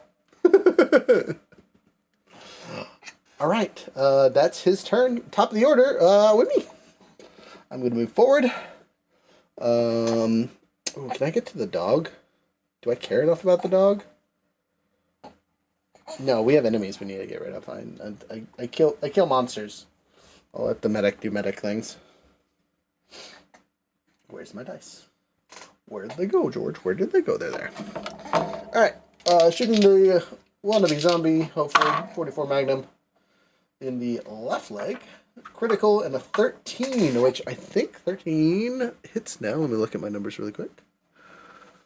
Oh, hey, stop that. No, actually, I only have a 12? That doesn't seem right. It's my small arms. No, 3 plus 9. That's 12. Okay, never mind. I miss and hit with double, so it doesn't really matter, but whatever. I got us an extra AP point, which won't do jacktively. Whatever. Rabble, rabble, rabble. Again, these things are scary, so I'm burning the 2 extra thing to get 8. I need it at this point. Damn. All right. All right.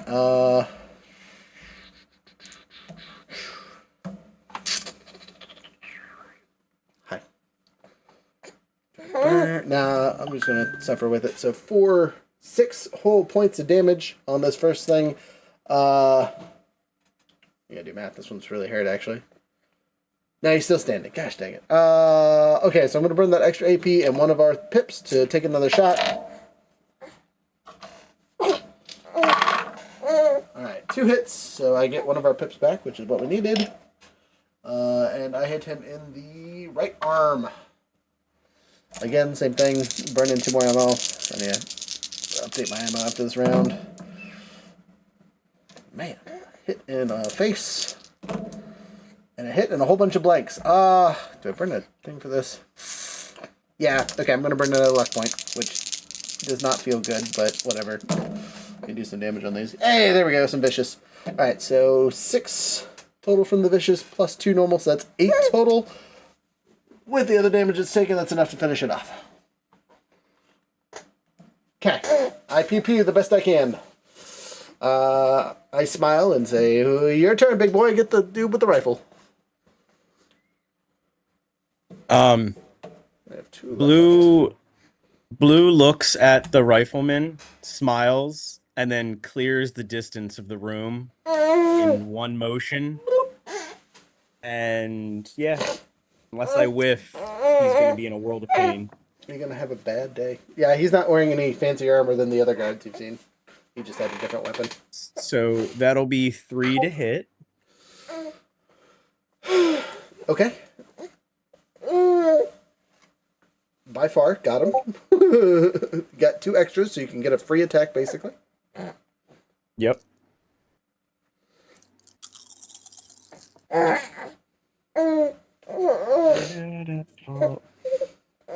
Oh, nice. I like when it rolls like that. Nice.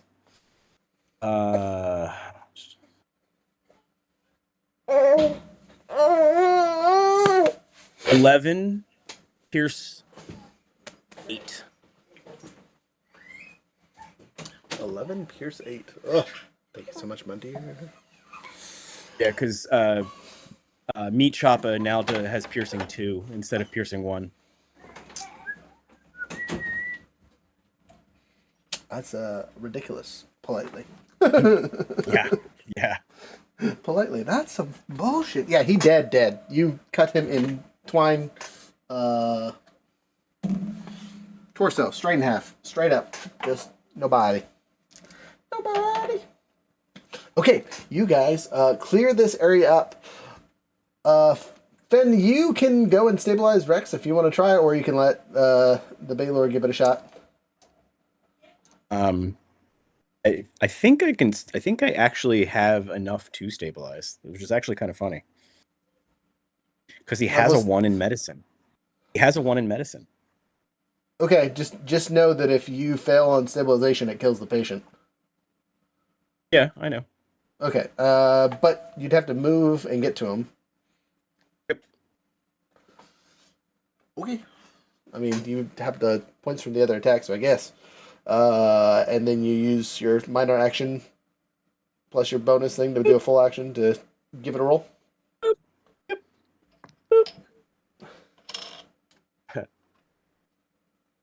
It is a 2 and a 7.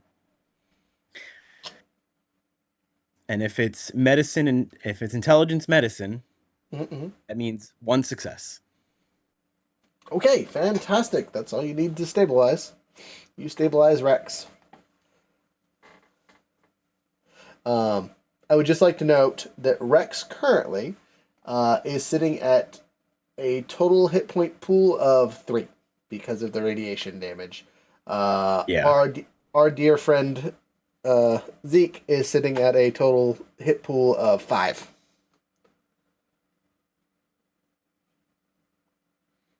I'm sure that's fine.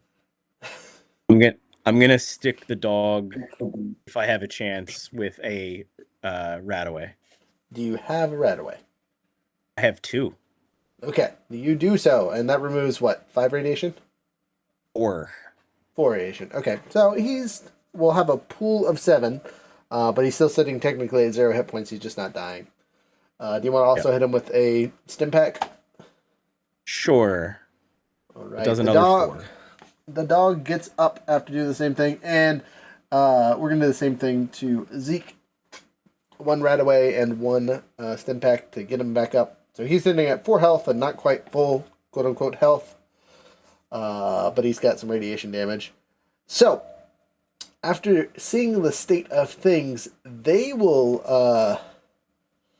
tell you that they're gonna hold the bit here, right, and make sure that the front gate stays open and we don't get trapped. Because if there's any more of those ghouls, they don't want to deal with them. So they will politely waddle down to defend the gate. I'm going to pull them off the fight because they got goosed up. But we're pretty confident the 3 of them can handle any of the regular guards. But if they get more of those rollers, we're going to have a bad day. So, that being said, you guys can head all the way down the courtyard. Before we continue, we're at the 2-hour mark. Do you guys want to take our 5-minute break? Sure. Woo! Switching my camera just off for now. We'll hit our BRB, and then for music today, we're gonna do my song, mostly because we didn't get to do it last week.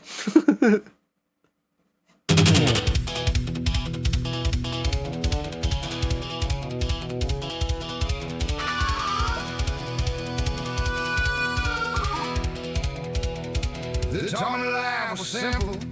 Sit low and study for the final test.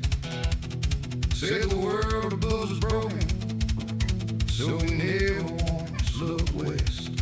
Found more sugar around a campfire than I found in all those days of rest. Guess the sky don't match the stories, and the wasteland knows the best. Come on, baby, let's blow this vaulted. Find a quiet place with a view. Bring a spark and I'll bring down the metal foundation. Won't hold through. Come on, baby, let's blow this vaulted. Yeah, we'll tear it clean in two. If the roof's all rotten through, then a little boom will do. Come on, baby, let's blow this vaulted.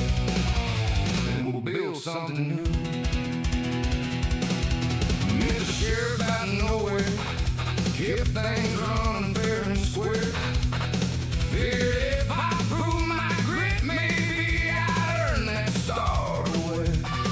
Didn't know that proving it meant getting shot everywhere. Now I've got a little family made of folks involved. Forgot scraps, farmers, drifters, traders, giving everything they got. Most folks give my helping hand and a grin when passing through. But if you come to hurt my people, I've got tools for you. Come on, baby, let's blow this vaulty. Find a quiet place with a view. Bring a spark and I'll bring dynamite. Foundations won't hold through. Come on, baby, let's blow this vaulty. Yeah, we'll tear it clean in two. If the roots are rotten through, then a little boom will do. Come on, baby, let's blow this vaulty. And we'll build something new. Brothers buried under the paperwork, down inside the bunker halls. Leaves me free for field research, underneath the wasteland calls. Testing all my bad ideas that ought to fail, but somehow don't. Got a 44 for talking, laser rifles for debating, a pocket full of arguments for problems that won't behave. Funny how the world keeps turning, one explosion at a time. Guess some roads need clearing first before the future's yours and mine. Turns out every shiny promise had a crack beneath the paint. Turns out every perfect story left out things that really ain't. Can't do justice on corruption, can't raise hope on rotten beams. So we're tearing out the bad parts to make room for better dreams. Come on, baby, let's blow this vaulty. Find a quiet place with a view. Bring a spark and I'll bring dynamite. Foundations won't hold through. Everybody knows it's true.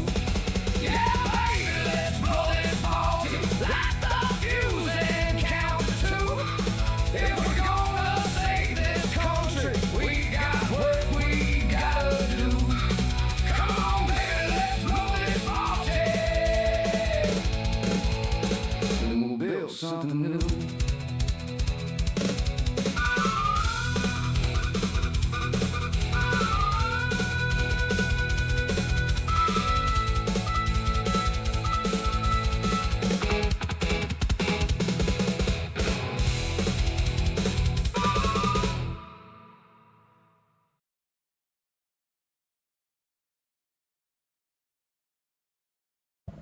Hello, hello, hello. Let's put my face back on the board just for a little bit. Hello, hello, hello. You know, if I could push the button. There we go. Hey, look, it's me, the guy.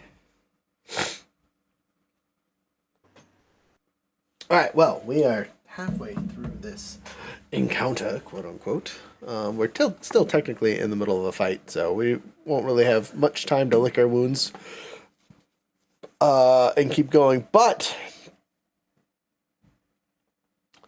while this is going on and you guys send our friends to kind of guard our exit, the reason you are having them go that way is because after the feral ghouls kind of hit our area, the klaxon alarms relaxed is the easiest way to describe it.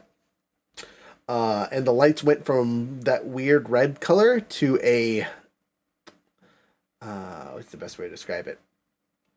Like UV lights, right? So it's purple. So the tone has changed considerably for the area. So much so that I'm going to see if I can find a different map that'll fit this. All right, I'm just going to be lazy. I'm not going to lie to you. Activating lazy mode right now. But that being said, you guys have some choices on where you want to go. So you could continue down the hallway, as there is no guard at the end of it. You're pretty sure the majority of the feral ghouls are KIA. least you hope so, because that was a lot. Is everyone back here? Sorry, I should probably make sure before we keep pushing forward. Yeah. All right. Well, then let's Yes, I'm here. All right. Turn off that. There we go. All right. Let me pull up my map so I know exactly what I'm talking about really quick. Sniffle, sniffle, sniffle. That's Power Ranger chat, not Fallout chat. Downside to sending messages to all the groups today is now we're dealing with the BS. All right, so, yeah, to your guys' left, there is more irradiated zone stuff. Though, this looks to be, what's the best way to describe it? Capsules? Irradiated capsules is kind of what it looks like from your small view from the door as you walk by. Directly in front of you is what literally says HQ security building, right? As the place you guys were just in wasn't technically a hallway, it was an open area. But this is the main room, you would say. Yeah, and from the layout of what's here, you know that there should be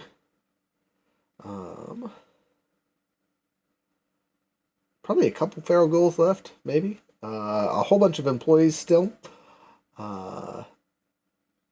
Yeah, but mostly employees as the pins were obviously opened. What would you guys like to do? The door here is kind of the same tech level as the other doors.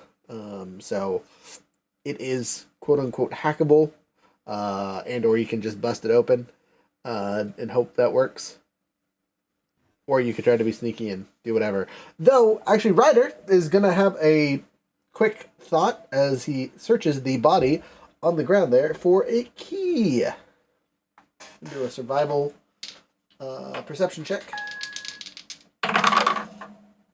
And I will succeed. So, I will pickpocket this man for a minute. I will look back at Flint and be like, Flint, do you need ammo? This guy's got some 44. Yeah, I'll take some. He also has some kind of long rifle.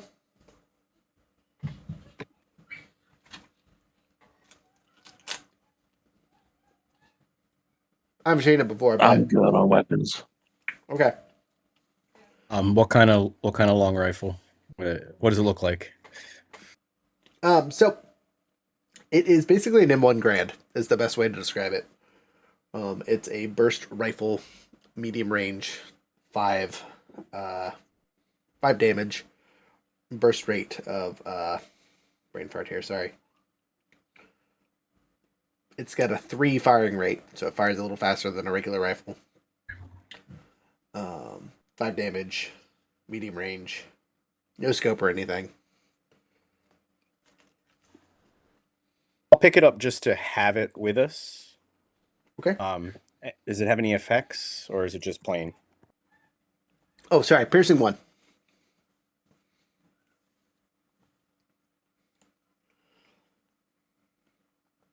It's heavy as shit though. It's like 10 pounds. Not that probably matters for you, but It does not even affect me. it's solid wood. Is all I'm saying. It's a good little gun. Yeah. You are confident that if you used it to whack somebody with, it wouldn't break. Okay. Just as a side note. Two-handed. Yes. Does it have? And you said burst.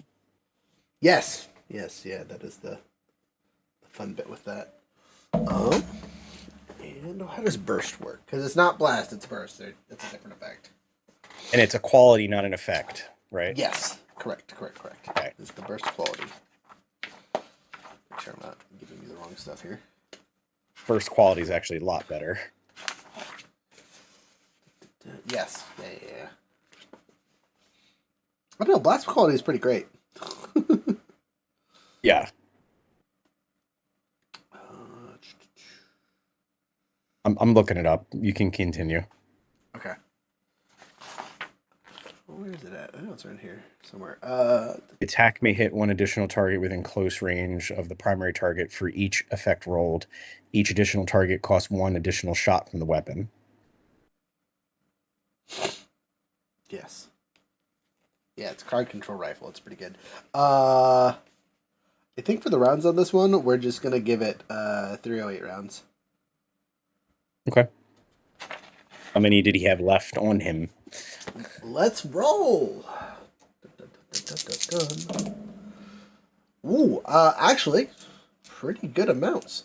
This dude had clips full, or magazines full, I should say. Actually, technically, they are clips, right? They're the feed in from the top style. So they are clips. Yeah. They're 5-round sets. He had 3 sets of that, so 15. And then 1 loose round on his person, as well as the unfinished clip in his rifle, because they only got to shoot 4 times, so it also has another bullet in there. So 17 rounds total for this thing. Okay. Which is pretty nice. Because you never know when you need a gun. It's a good gun too. You get a scope and some other upgrades for it. Nasty. Anyway, back to the door in front of you. Do you guys want to deal with that, or do you want to try and rescue some more civilians first? Pull the thing down.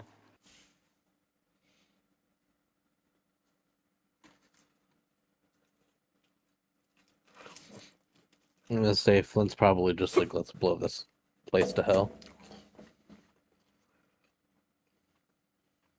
Okay. I'm going to actually pop up our chat here so we can see what the thing is.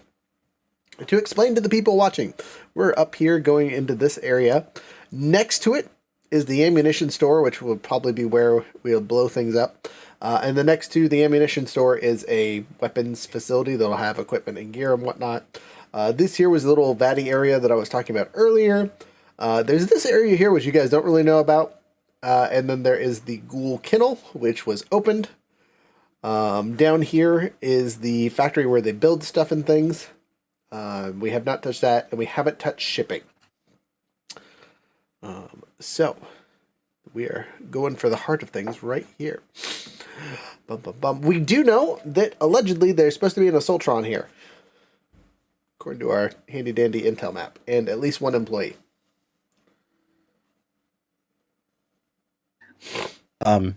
Fen will unclip the minigun from his back, Fantastic. and I'm gonna put Buster away right now. Buster. Meat chopper. Meat chopper.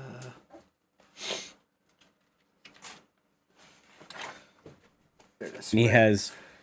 And he has 1 single chain of 37 rounds. One glorious burst is what that sounds like. How many?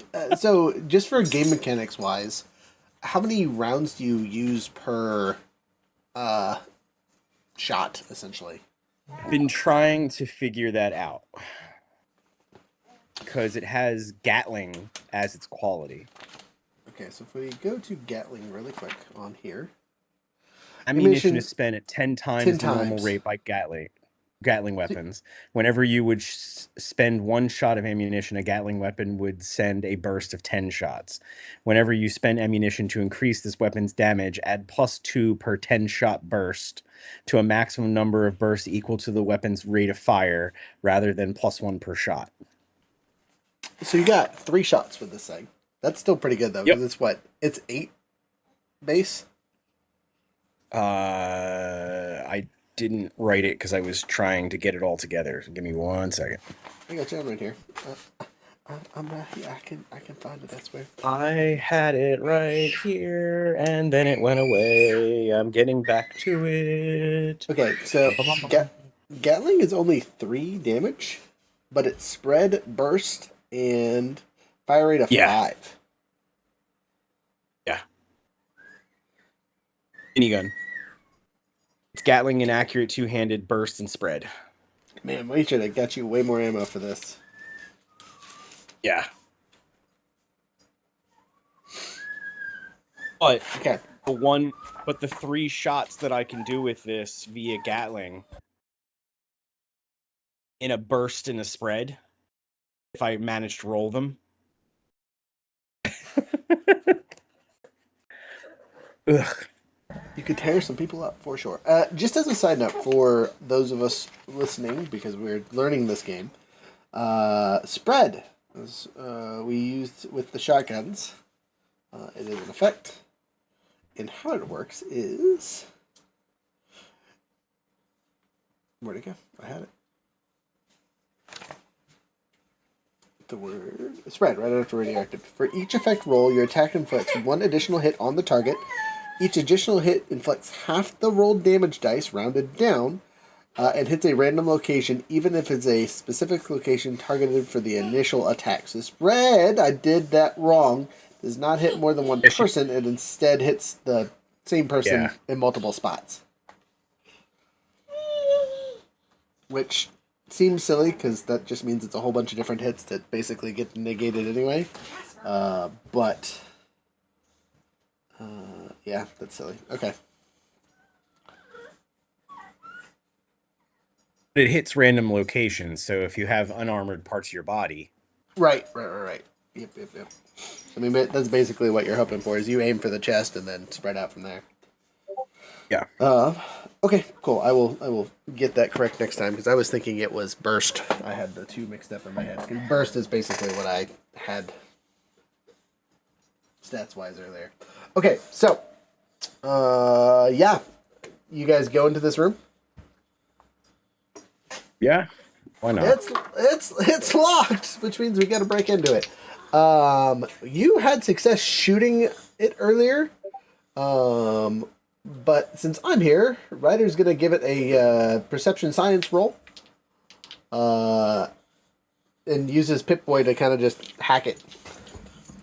What do you get out of here, dog? What, I don't. Let's go. Okay, whatever.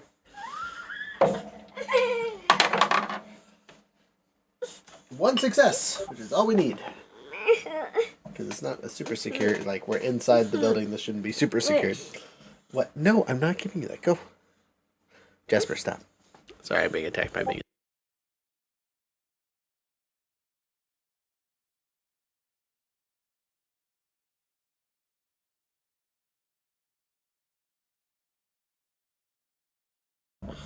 Okay.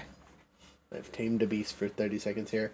I just thought about it. That doesn't make any sense. I try and I fail. I do get a success, but I need 3, so.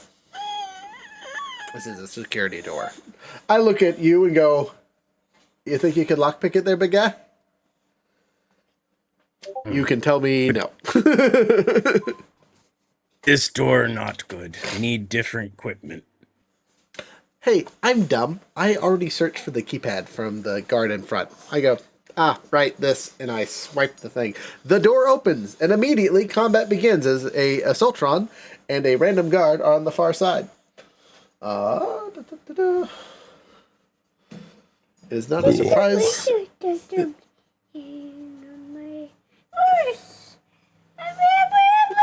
Okay, so we are going to use this right here just because it is convenient, but ignore the rest of the stuff back there as that's not really there. All right, big boy, Flint, and myself at the door. The Assaultron gets this fancy-pantsy avatar, as it is the Ghost of Death. And then our regular guard, standing next to him. Guard and Ghosty. Let me pull up the Ghosty stats really quick, because he's not actually a Ghosty. He is a Assaultron. And they have stats that we have to use. Can't just make this up as we go along. You're not getting my juice, my guy. Could you get out of my way? I'm trying to read. He says, no, Dad. Suck it. Hey, stop. Stop.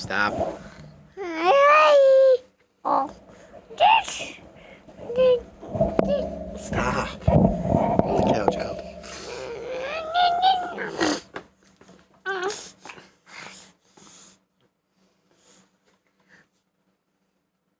Alright, anyway, they have an initiative of Oh, 15. They go as fast as I do, which means I get to go first. Pew pew.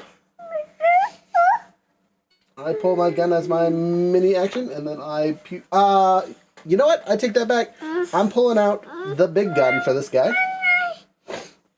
And using one of our special shots. Stop, please. Yes. Mommy, why don't you go? Go get mommy.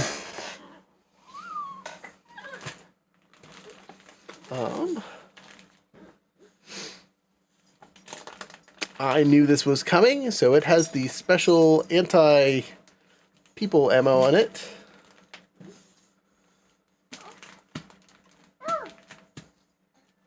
What does that do for it? Sorry, I'm looking at the ion rounds. All right. Sweet. So this makes the burn 2 AP. So I'm going to steal 2 of my own things if I hit. That seems silly, but whatever. Quick draw gives it an extra dice, and it is rocking 7 on this one. And it is ion charged rounds. Is that the one I want? Sorry, I'm making sure it's the right one. Yep. Okay, it just makes them lose AP better. That seems silly, but whatever. Alright, anyway. Let's see if I can hit him. I do! Twice! Which is that enough to hit him, I guess is the real question. Yes, it is. And I get us a point, which we can't even use, so I'll probably burn it in a second anyway. Yeah, big kabooma. Quick draw, ability, yada yada yada. 7 dice. Maybe. Alright.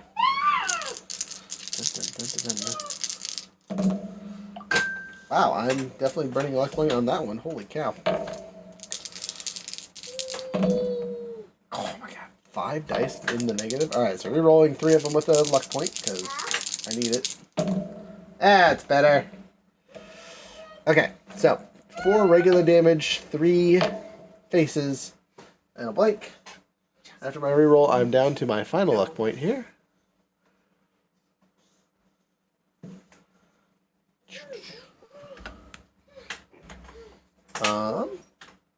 And as I do the damage, piercing. I'm just gonna put it all in piercing because I think this thing has a lot of pierce.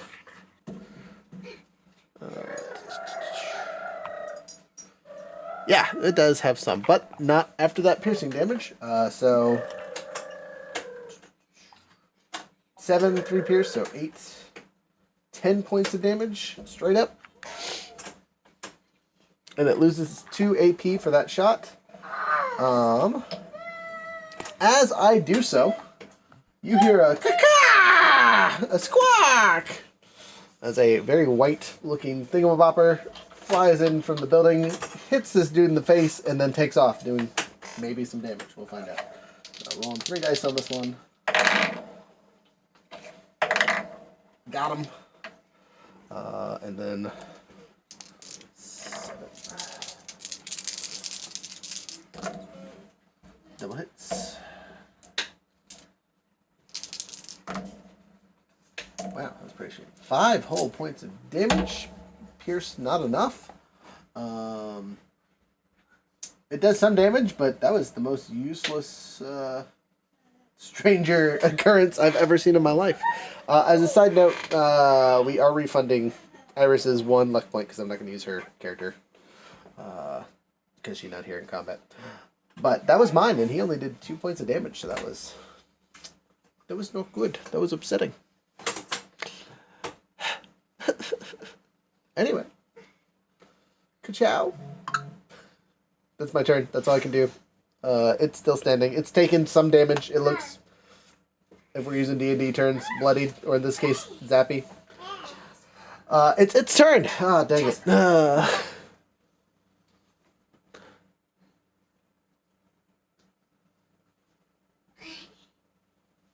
Let's see if it has extra attacks or anything crazy.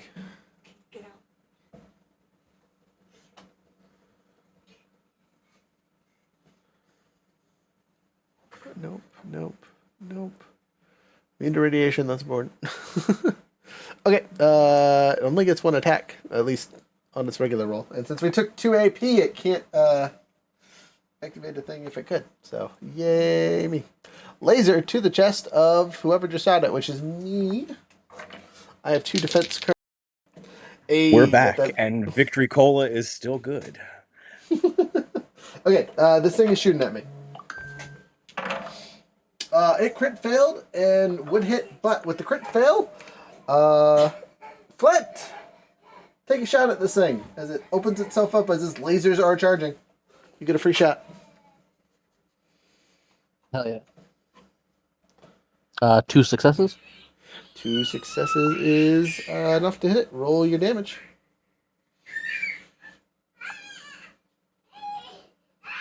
Uh, 11 damage. Solid. Excuse the children getting tortured in the background, apparently. 11 points of damage. It's still standing, but that hurt. Its turn is done. It's now Big Scary Man. Big scary man with big scary gun. Yes. You shoot right. the monster. I am looking up the specifics real quick again so that I'm rolling this correct. Okay, it's 3 dice for it. It's also inaccurate, so you can't aim, or you don't get the benefits from aiming. Yes, but Gatling adds +2 damage per ammunition spent. Yes.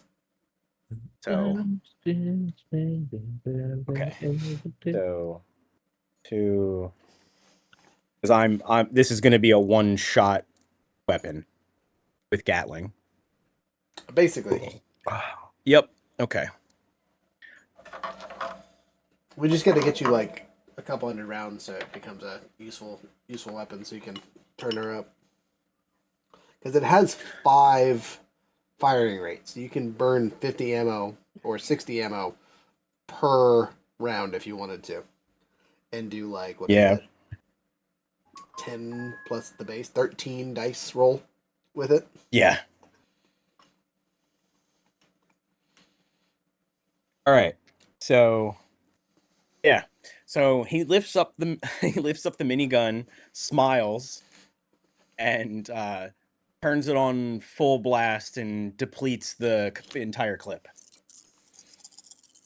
All right.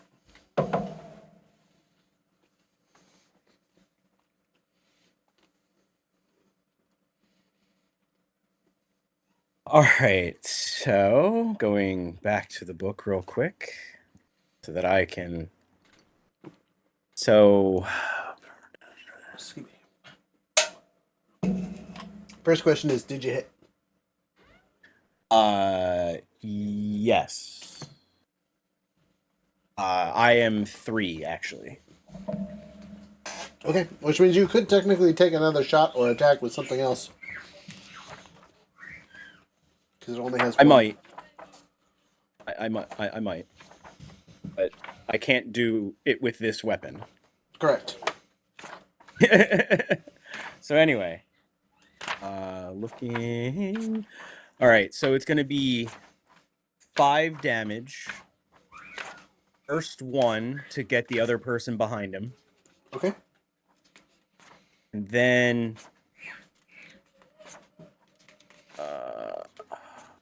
then spread.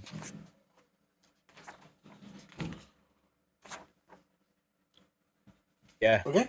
Oh wait, no, because it's effects. So shit. It's 10 damage. 10 damage. Targets both 10 damage to both people. Okay. And then spread on the main robot. Okay. Or 4. And each one of those is 5.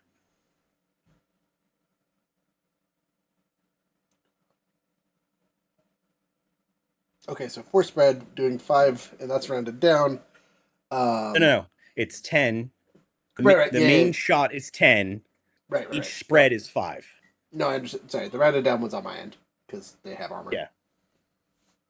Okay, I'm just making sure. No, you're good. Okay, so you said force spread. So essentially, after the damage reduction, you do. That's funny. It works out to be 10 points of damage on him, and the other guy that it bursts to just does the straight 10, right?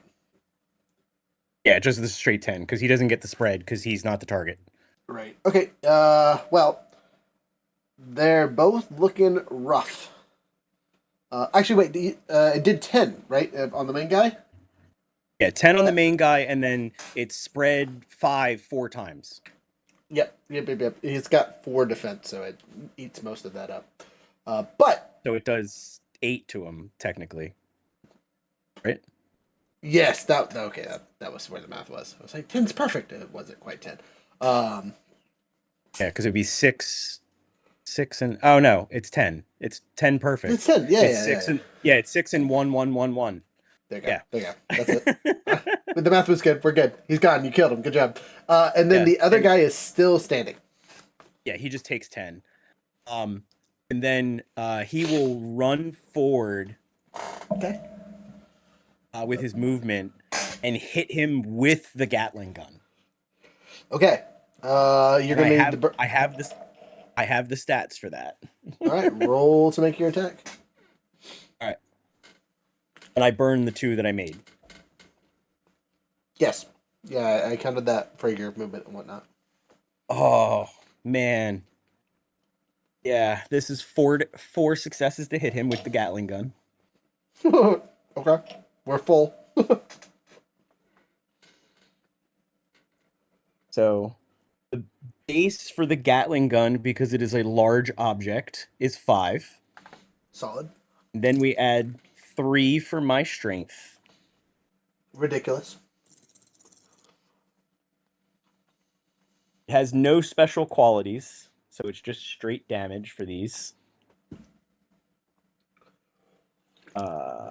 So he will take an additional 7 points of damage as the Gatling gun slams into him. He's super dead. Where'd you hit him? Whoop. The answer 7. is everywhere, but 7 I think is torso. I don't have my character sheet up right now, so I was gonna say I have to reload my character sheet. So give me a second to get him out. 7 is torso. Just run forward and slam the minigun into his chest at full force. Ouch. Yeah, he dead. Yeah, torso. Bye-bye. Bye-bye now. All right. That was a really easy fight, so I'm going to pull you guys off the board for that, because we don't need it.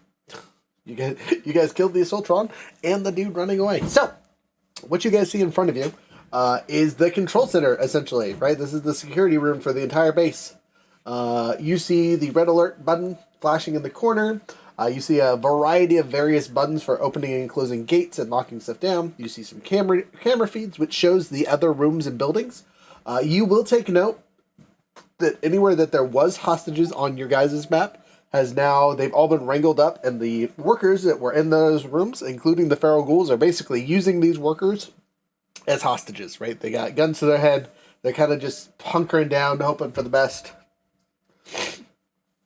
And just kind of, waiting for something to happen or the all clear to go or whatever, right? So, with that being said, what would you like to do? Next door, you can see next door. Again, that's the munition storage where all the ammo and stuff is at for this place. And then on the far side is the weapons room where they have the stuff that they've been testing and the stuff that's complete is over there. And then there is the factory down below that you guys have seen, plus the outside gate, plus a little... that little room that I talked about when you guys walked by it was called the quote-unquote medical lab, and there's quotations around the word medical. Do you peer into the cameras to see what it shows you, or do you kind of just ignore that? Yeah, why not? We peer into the I'll peer into the camera because I'm curious. As you look into the camera, it sweeps back and forth, and there's no one in that room right now, but it happens to stop on one of the vats. And in said vat, and it has that regular radiation kind of glow, right? Like the rad lights are on. And inside is something squirming and screaming and yelling, and it looks like a glowing one, right? But it also looks like this glowing one has mechanical bits fused to its body, like its skeleton has been replaced by some kind of exterior exoskeleton.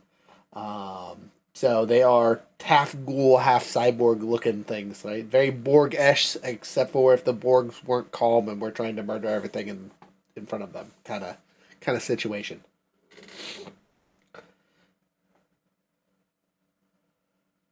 They don't look happy. There's also a very large button underneath the viewer that has release only in emergencies.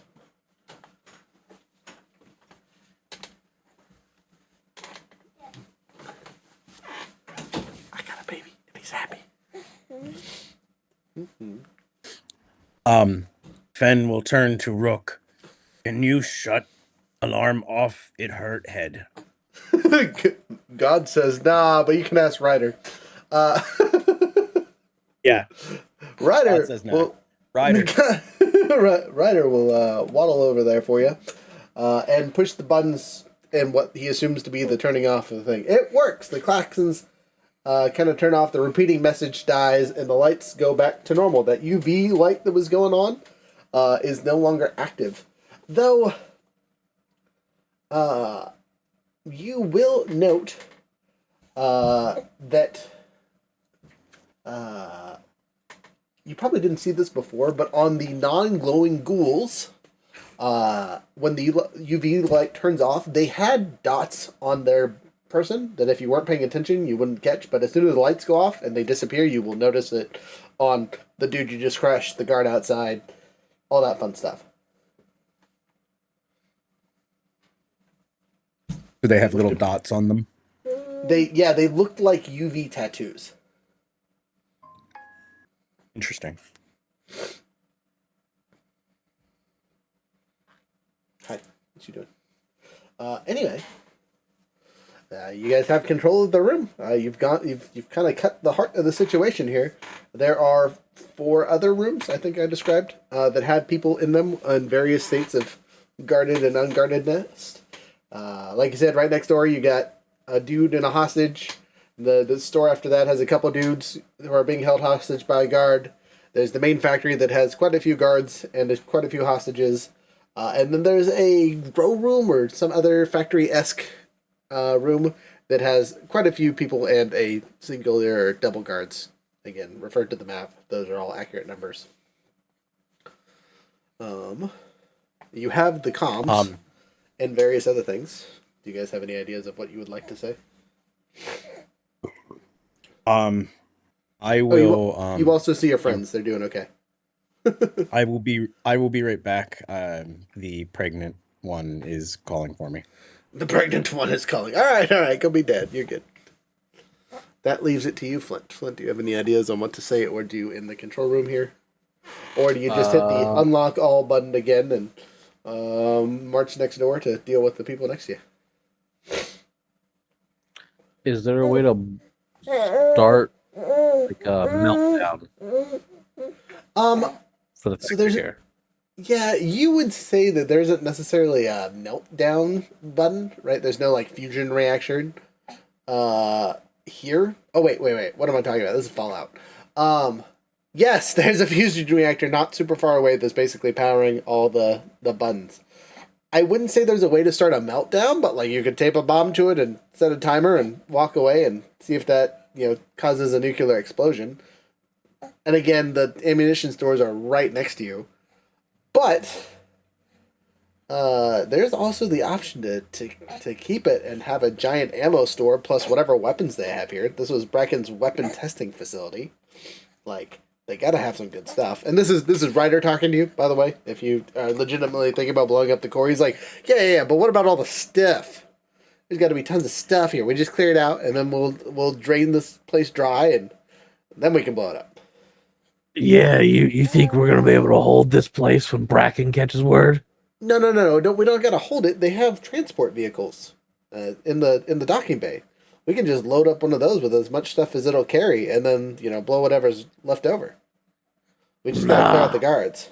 Better safe than sorry. Yeah, but what about all the ammo, dude? It's so much. We could defend the Red Rocket and the town from anything. I don't care what's on that train. There's so much stuff here. We can defend ourselves just fine. We don't need a whole armory. I'm...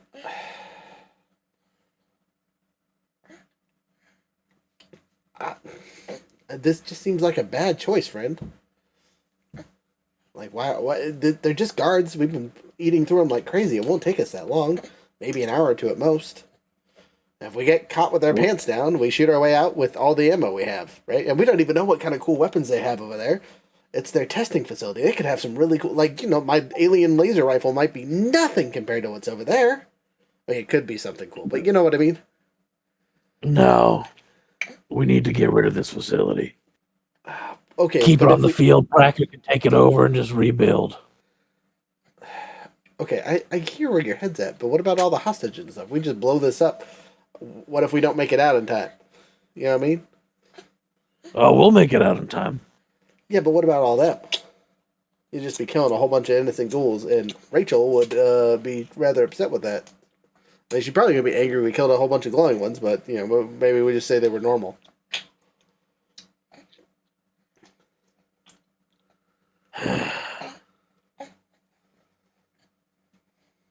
I'm not a hero, Vaulty. We're here to shut Brakken down. Yeah, but I mean, like, why would you stab him in the back and not take his stuff all at the same time? If you want to get him, the stealing his stuff and redistributing it would probably piss him off just as much as just blowing it up. You know what I mean? It's one thing to lose your stuff. It's another thing to get your stuff stolen. Right? If someone just broke my toys, I'd be upset. If someone stole my toys and then broke other things, I'd be extra angry. Whatever you want to do, Vaulty, but I'm blowing this place.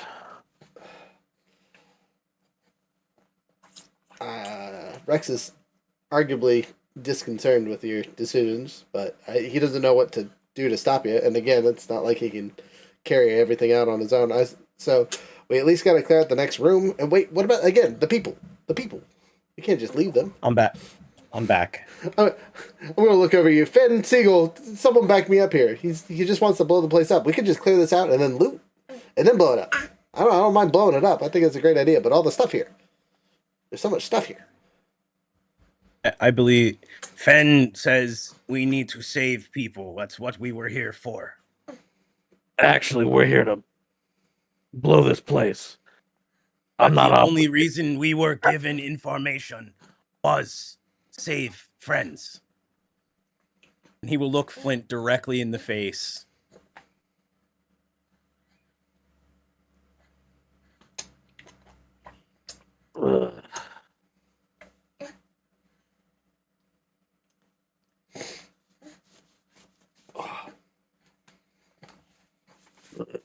If you want, I go kill everything. I don't care.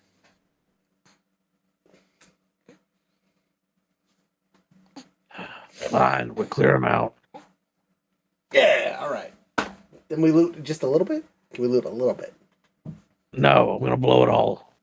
I'm all right. I'm stuffing my pockets. I'm warning you right now.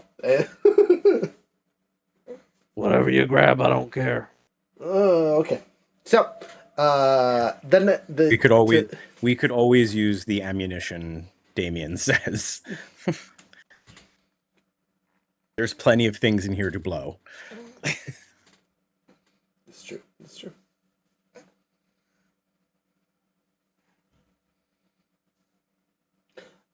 Sorry, over here looking for something. Going to our personal chat again. I'm not trying to open up 4 billion things on my computer because it's having strokes recently.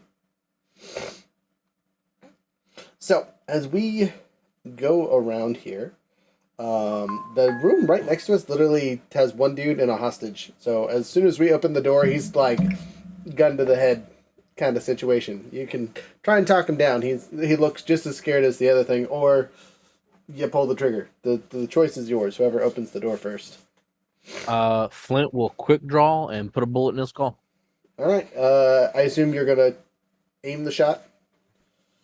Yeah. Okay. You do minor action to aim. Take your pew pew. But before you roll, he has defense 2 because there's a whole other body in front of him. That is fine. I hit success 2. All right. Roll your damage. That is 14 damage. Well, his head blows straight off. Smooth gone. Just you just pow, and he went sploot. The ghoul standing next to him, she freaks out, screams bloody murder, looks around, and I thought he was gonna kill me. Thank you. You gotta move on. Where do I go? I don't care. Stay here, you die. At those words, like the other that you guys have rescued, she takes off, running somewhere. All right. The next room is the weapons room. This is where they store their finished products, quote unquote. You guys will know that this room has 2 guards, I think is what the map says. I'm sorry, my hands are currently getting nommed on, so I can't check. Fen will go. I'll take care of next room. Okay. You open the door. I'm gonna fiddle with my little stealth boy. Okay. And I'm going to slowly open the door. All right. As you open the door at all, flame shoots through. A flamethrower burns. Go ahead and make a perception agility roll. Sorry, that's Sure. the 2 of the same things. Perception survival roll, please. Cool.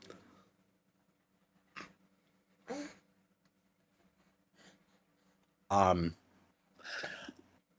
crit and a fail. A crit and a fail. They balance out to a nada. So you take flame. A crit is 2 successes and a regular fail. Regular fail. Oh, okay. Then 2 successes. You're I good. didn't say crit fail. Sorry. I said a crit and a fail. Sorry. I misunderstood. Anyway, nothing is canceled out. You're fine. You succeed on the one that you needed to succeed as the flame roars over your head. You can still pop the door open all the way now that the flamer has fired off and sneak your way in there. You're still technically invisible because it didn't hit you.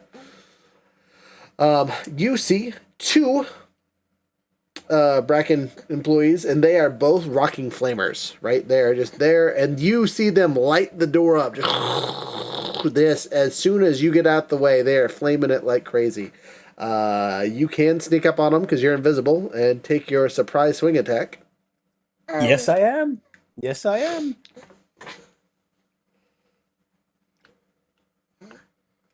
That'll be 2 successes to hit one of them. Got it. You got an extra pip. Roll your damage. I am gathering my damage currently. Did you roll the extra dice too for the stealth? Oh, I shall. Sorry. They knew you were there, but they didn't know you were there. That'll be that'll be 5 successes for stealth. Hello, goodbye. Oh, not for your stealth roll, for your first attack roll that you made, but. Oh, did I do an extra pip? You would. Or yes, you'll have 2 extra pips, which will let you do a second attack for free, basically. Yeah.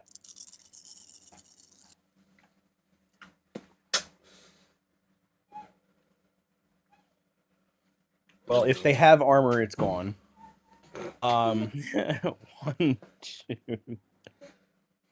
5, 6, 7, 8, 9. That's 4 more. So that is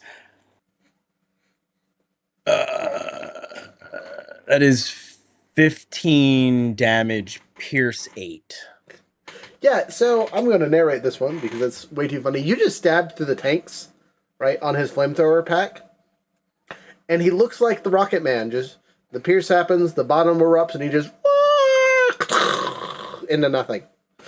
Would you like to make your secondary attack against this friend? It does not have advantage, but you still get another swing. I shouldn't say advantage. It doesn't get an extra die without you spending points on it. Yep. That'll be 3 successes to hit him. So many successes. What will we do with all this extra non-existent AP? Ha! Yeah, roll to hit or roll your damage. Oh. Wait, is that extra AP or AP we now have? You have currently a pool of 4 extra AP from these last 2 attacks that you have to use this round or it goes away. All right, so 4 more dice.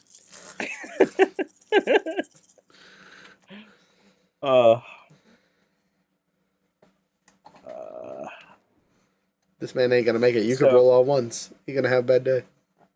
I could have a bad day. I am not having a bad day. This is the biggest pierce attack I've ever done. It's crazy. Okay, so do you have Pierce Vicious or is it just Pierce for your sword? I didn't actually well, because we already started combat, I didn't actually pick my feat from last time. So I wasn't gonna pick Big League. Okay. That was what I was gonna pick, which does add vicious to all my melee swings. But because I didn't actually update my character sheet and I wasn't gonna do it after I made the first attack because I'm, legit person. How dare you, sir? Hold yourself back. So that's 16 damage, and it is Pierce 14. Wow. You say Pierce 14? Yep, it's Pierce 2 times 7. That's ridiculous. Would you stop chomping me so hard, son? Jeez. Yeah, he does have some armor, but not 14. Goodbye, sir. Get deleted. I mean, the pierce itself, not even to account for your regular damage, just is rude.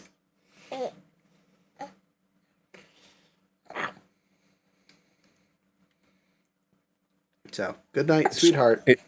He did. It's why Fen is not scared of Bobby. Well, Bobby might have a reason to fear now. Bobby's still outside, by the way, just waiting for us to shoot that flare off so he can call in the big guns. Cavalry. Yeah. Yeah. Anyway, you guys clear this room out, and it is full of various weapons. You actually see some vehicles that look like wannabe hover boards, essentially, or not hover boards, but like those old style floating machine gun. I can't think of their names. They're like one-man pods that you can fly around that have guns on them.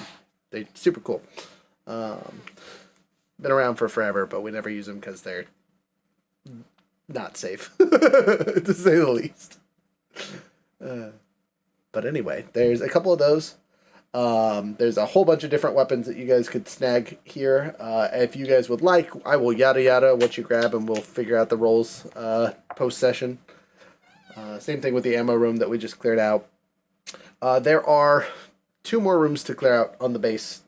You do see the room to the brain fart here. The ghoul pin, but it's already been opened, and you don't see any ghouls out there. All you have left is the main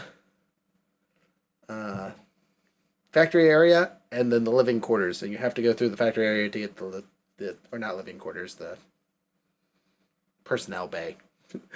The other living quarters. Anyway. Okay. We make our way. Make your way to the main factory. So, the main factory has a few more people. I am sorry. I am but a liar. There was also 3 Yahoos in this room that you guys just cleared out. Yep. I assume you give them the same speech. Leave your freedom. Go straight out, down, and out main door. Friends outside. Okay. So you guys will have to go into the ghoul pens, it looks like. Or, no, I lied, sorry. I gotta look at this map even closer. You can see the ghoul pens, but you can't access them. So you have to actually go back in the main hallway, go down past where the crazy looking mutant things are, and then you have two choices. You can enter the main facility area, or you can continue forward into the other space. And from what you guys saw in the security cams, there's 2 employees and 2 civilians in the employee headquarter area. It looks like they had a couple people cleaning their room for them. One person was on break, and the dude that was in the pen with the ghouls is hiding in here with them. And then the factory has 3 guards, and a ghoulie.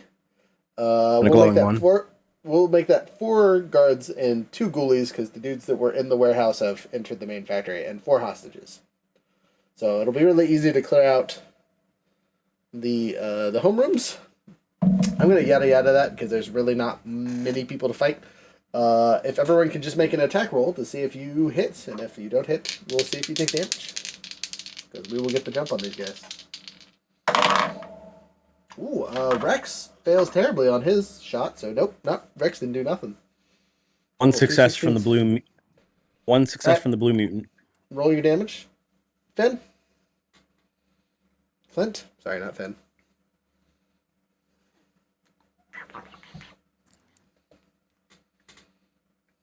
Ow, don't punch me in the face, how dare you, sir? Flint, if you're talking, you're muted.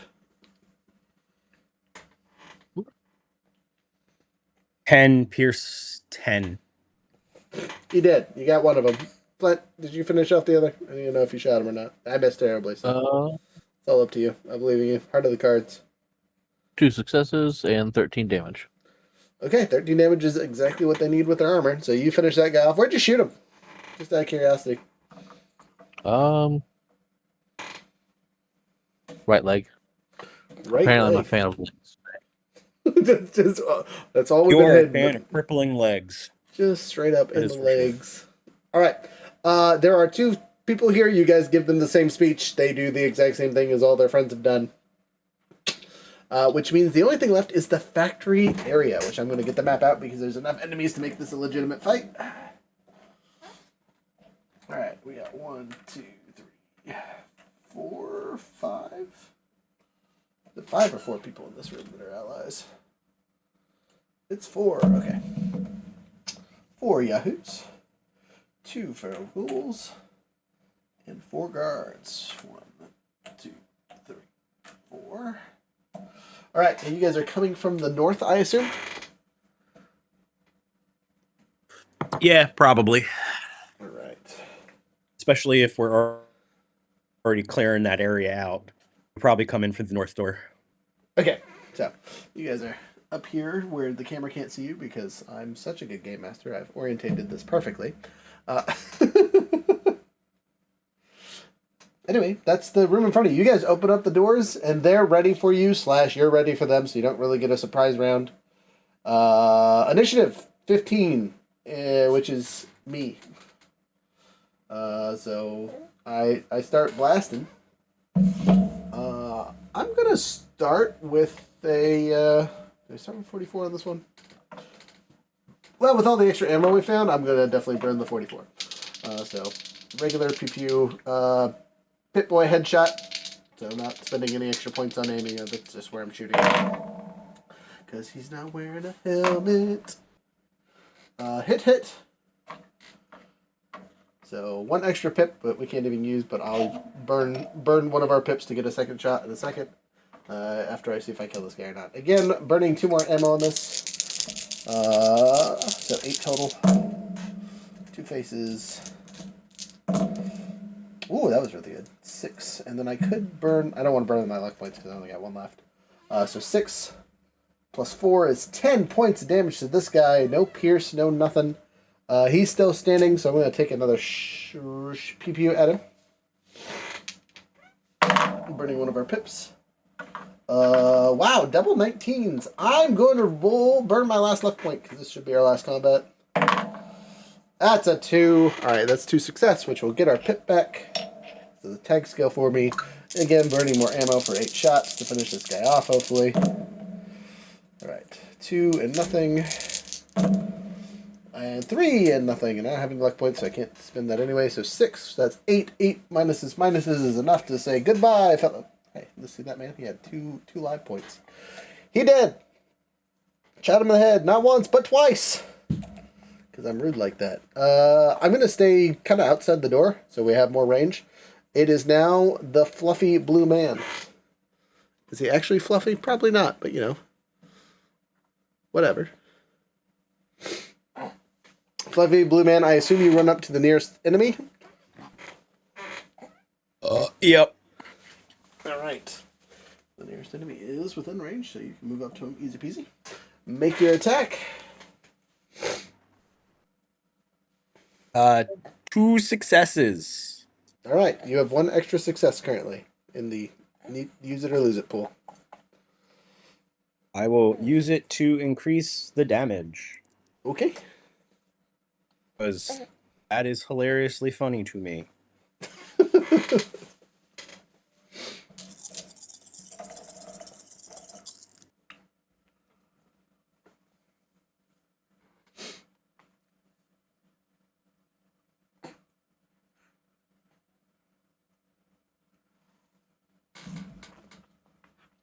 Ba-da-ba-da-ba. 14, 15. 15 pierce 10. Goodbye. Where'd you hit him? Good question. 12. Oh, 12 is Right arm. up. Right arm. Okay, dang, man. He tried to stop you, and you just said, nah, get deleted. All right, Foot, it's your turn before the enemies.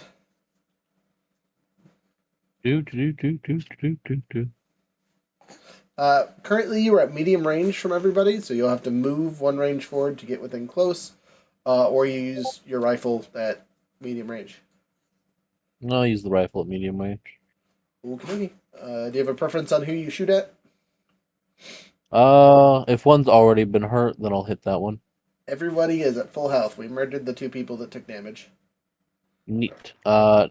No, then I'll shoot the red straight across from me. Okay. Shooting over your friend's shoulder as he murders one of the dudes. Roll to hit. 14 damage. Oh, sorry, 3 successes, 14 damage. Okay. Well, And let me see where I hit him. Sure, but he's Right down. arm. Got him in the Wow. arm. He's down. All right. Do you want to use your points to switch targets and shoot at this guy? Yeah, why not? Okay, you do so. Roll to hit. Well, 4 successes, Gosh dang. 11 damage, unfortunately. 11 damage. Do you want to re-roll? I guess you don't have anything to. Do you want to burn a luck to re-roll any of those missed dice? Nah. Nah. Okay. Well, he's still standing, but he's hurt. The enemy's turn, which are actually the feral ghouls first. And there's only 1 person in range currently. So hello. No. Crit and a regular hit. And on their second attack, they get normally 2 more hits.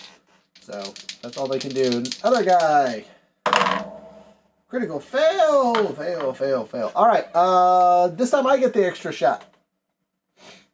As it opens itself up, Ryder gets an extra pew pew. No extra bonuses. Can only use 1 shot for ammo wise, but whatever. Free shot's free shot.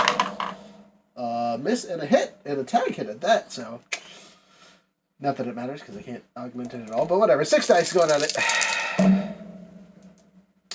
3 doubles off the bat. I'll take that. That's good stuff. And blanks. Son of a gun. Okay, well, whatever. 6 points is 6 points. They have really good defense, so that really doesn't do much to it, unfortunately, but it's better than nothing.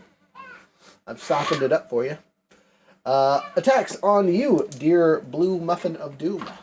Like I said, you've been hit twice, so that's 14 dice come at you, 2 sets of 7. So first set. Oh, that's rough. You ignore that, so that doesn't even matter for you. So 2 damage so far, and then the last 3 for the first one, nothing. You take 2 damage, which literally nowhere in your body does that hit, so I'm not worried about it. I'm gonna roll where the is for it. All right, so left arm for the second hit. Nothing doubles, so that's something at least. We're sitting at 4, 6, 8 total. Oh wow, you do a damage. You look with your armor. I feel like that is a win. Well, it's not the armor. It's barbarian. Oh, okay, that makes sense. So the armor's 3. Barbarian makes it 7. That's just ridiculous. Okay, well, got him. I mean, he got you a little bit. You got a nick. That's their turn. It is now the other enemy. He gets a gun. He's got a shotgun though, because again, he's working with yahoos in an area where there's explosives. So, nothing super crazy. Decisions. He's gonna stay where he's at and just fire over the crowd of people at the big blue scary monster of doom. Is that a 7 or a 1? That's a 7. All right, still hits, and a would be tag, but they don't have tags. I rolled a 2. It's crazy.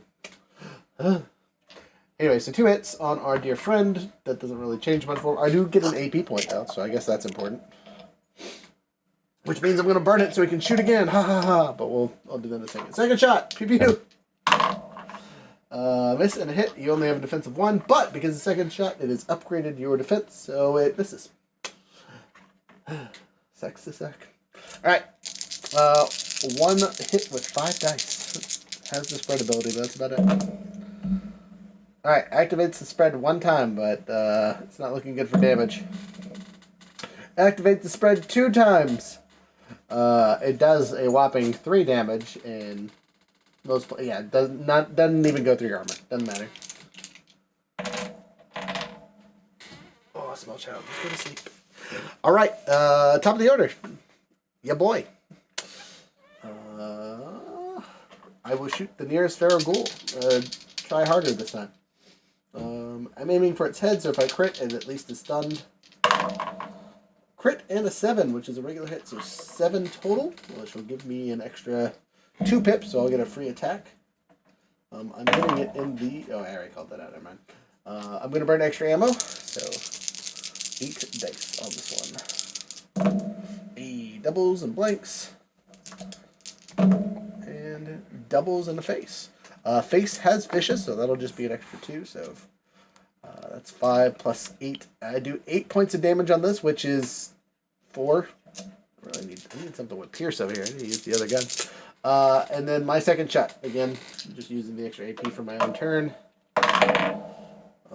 Hit and a miss. Look like an action boy, so it doesn't matter too much. I hit.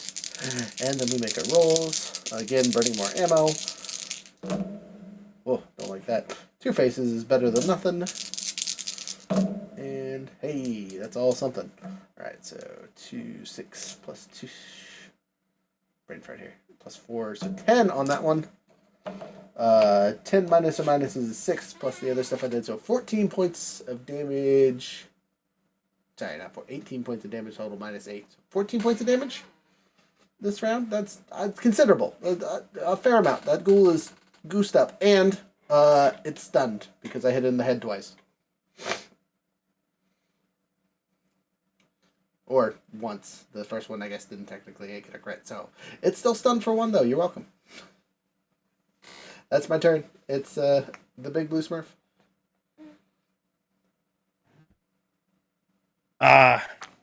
Yeah. So, big blue smurf looks at the feral ghouls, and I'm going to hit the one that is already damaged. Okay. And I will hit it for 1 success. Okay. 1 success is all you need.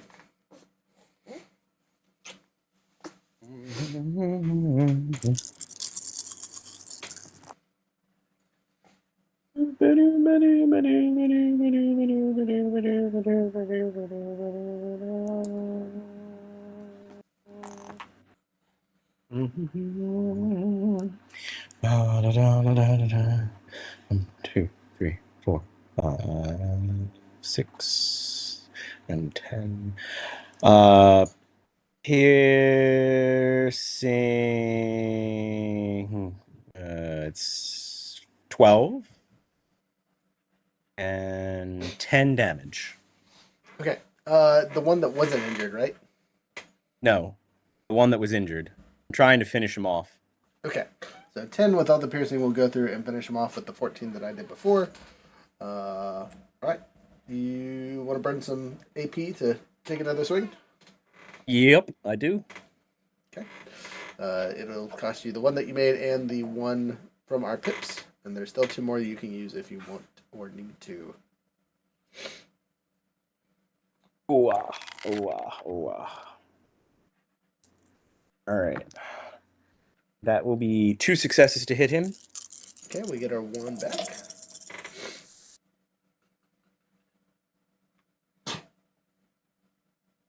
Rolling so many effects. Why? I need vicious. I need vicious soon. I need to put vicious on for next game. Borrow my sword, man. My sword has vicious. Yeah. I think it has The vicious. cutlass. Pretty sure. I'll look at the stats in a second. But I'm pretty sure it does. It's 13 damage, enough piercing to cut power armor. Okay. How much damage? 13? 13. Okay, so full damage to it, but it's still alive. And it is the head. It is stunned as you done got it good.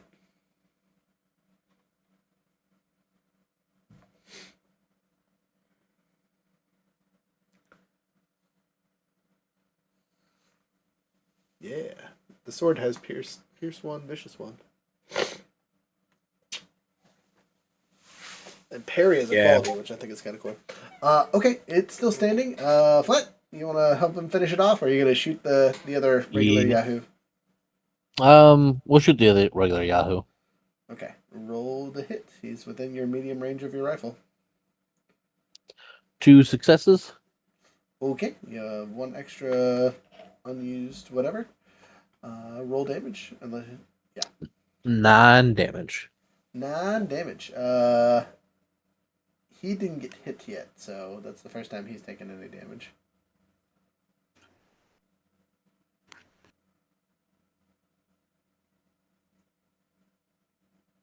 Right? No, you shot him last round, right? Did you finish this guy off Yeah. and then went to this one? Yeah, okay. Yeah, no, he done. Yeah, he only had 2 left. Yes. I remember now. Okay, the enemy's turn. Just singular feral ghoul.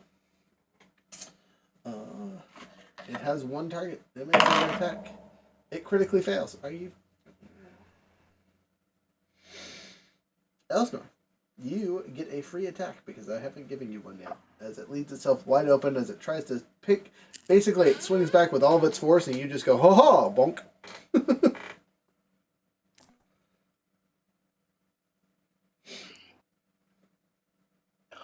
Ho ho, bunk. Piercings 5 and 9 damage. Okay, 9 more damage. You did 13 before. 13 plus 9 is 22, and that's exactly what you need to finish it off. Bye-bye.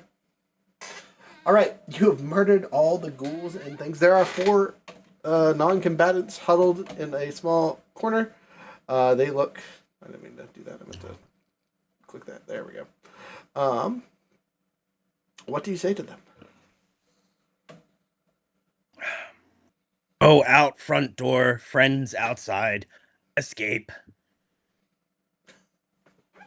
That's a different speech than usual, but they listen because you just murdered literally, probably friends, to be fair. Just because they were guards doesn't mean they weren't unkind or nothing. The uncompleted factory has quite a bit of usable materials for you guys to scavenge, and again, kind of in honor of Jared's style of DMing, we will do rolls post-game to kind of figure that out if you guys take the kind to scavenge. If you guys want maximum scavenging, you will take it to the truck, and I mean an actual running vehicle that is in the warehouse. It had some stuff in it already, but you can load up a ton of equipment if you spend an hour here. Would you guys like to spend an hour here to load up the truck? The Baylors are all about it. Flint will not. Flint's getting things set to explode. Okay, I will look at you and be like, dude, there's no one here. We have time. No one got away. I mean, besides the people we freed. I got a job to do. Okay, all right. Time out. We need time to get this loaded so we can get out of here.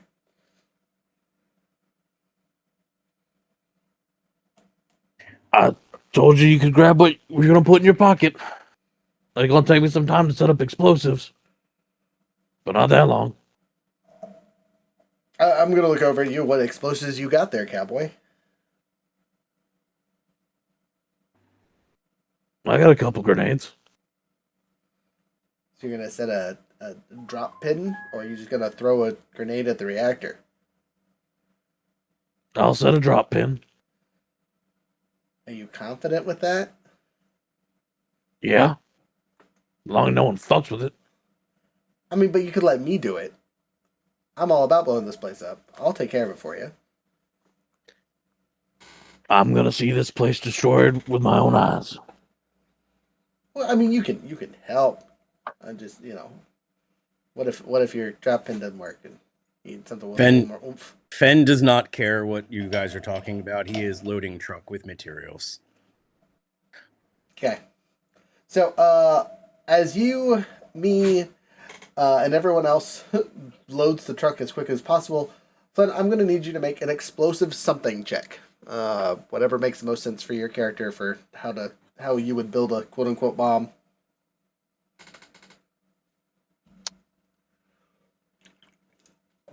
It would give you bullshit about you not finding grenades and things, but literally the ammo depot right next door has plenty of munitions that you could just go in there and be like, oh, C4.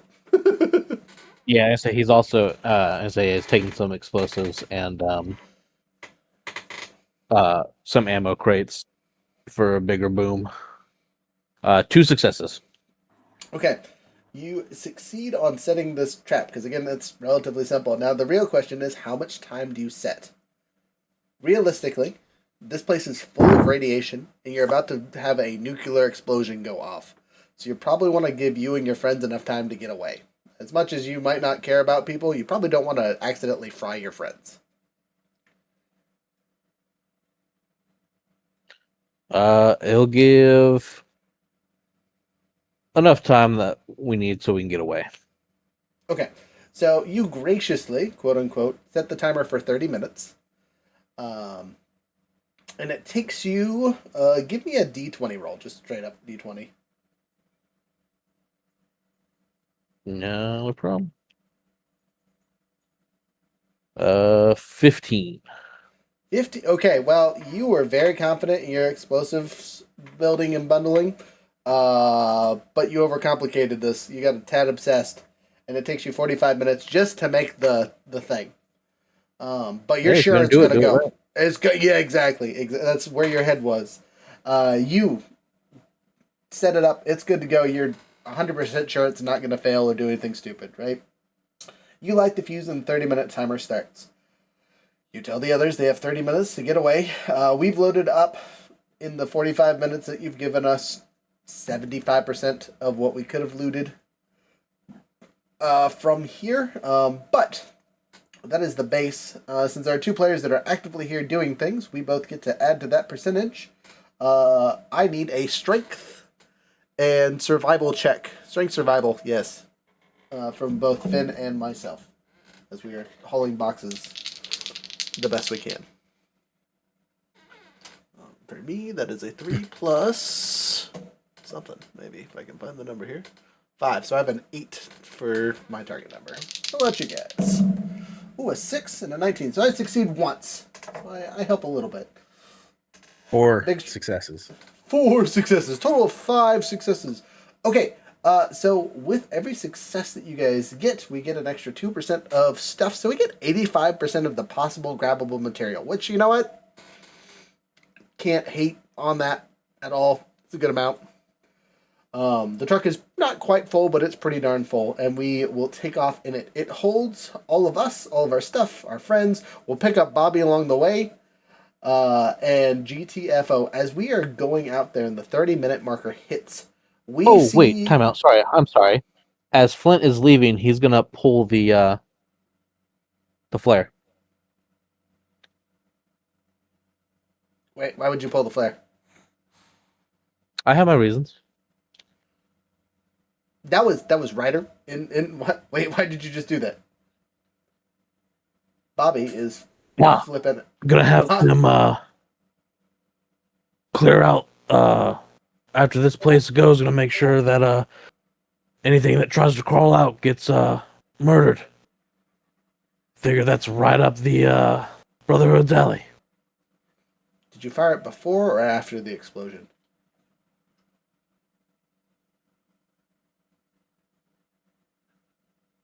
A little before, because it'll take them some time. Yeah. Okay. So you timing it out. Fire it 2-3 minutes before it goes off or something. So like, because you know it takes 10 minutes for them to get on location, is how it was explained to you, right? It goes off. Mushroom cloud, the whole bit. Everyone in the state can see this thing go off, essentially, right? Because this is still a Brakken facility, and there was plenty of fuel refinery stuff also included with all their experimental stuff. Plus all the rads and everything else that just went off, and the fusion core going, and literally could not be a bigger explosion if you tried. I mean, it could be, but not by much. This area here is completely irradiated, right? For a mile around the facility, you're not going to want to get close for quite some time. It is dead man zone from here on out. The copters will fly towards it and will stop. They will not go into the zone because that's death. And they're not complete idiots.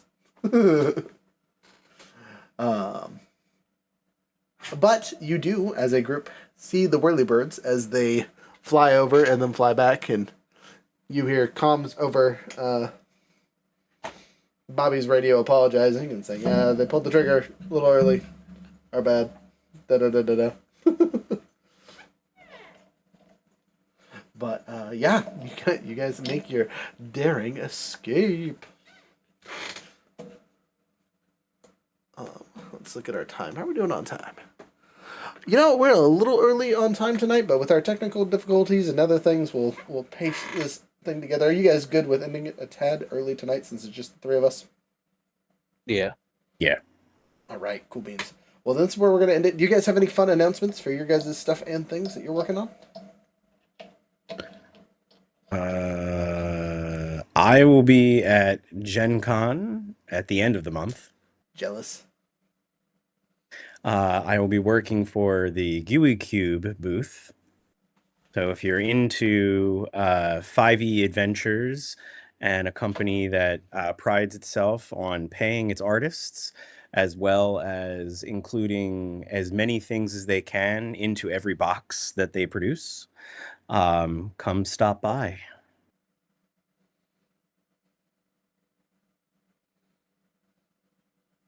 Sweet. Fantastic. Billy, you got anything extra for us this week? No. Nah. All right. Well, then we have events this weekend. So code on the website. We are still in July, so it's Merica 907. Merica, MERICA. All caps 907. Gets you 10% off on the website. We have an event this weekend. It's the Alaska Bowl Boutique. It has a different name, but that's what I'm going to call it. It's at the Alaska Bowl Company. We've been doing it the last couple years. Come check it out. It's pretty fun. We'll be there Friday and Saturday. Both days from like noon to 6. Might be 11-7 on one of them. But regardless, flyers out there. Check it out on Facebook. All that fun stuff. We got stuff coming up. Obviously, more Fallout. And we might have a makeup game next week for Blades in the Dark. I got to talk to the players and get the yes, no, maybe so from the players on that one. But that is in discussions. Yeah, that's all I got. Thanks for sticking with us today. Again, apologies for the technical issues. As people like to joke, it's not an Epic Sages stream without technical issues. And with adventure in mind, we'll have a wonderful time. Bye.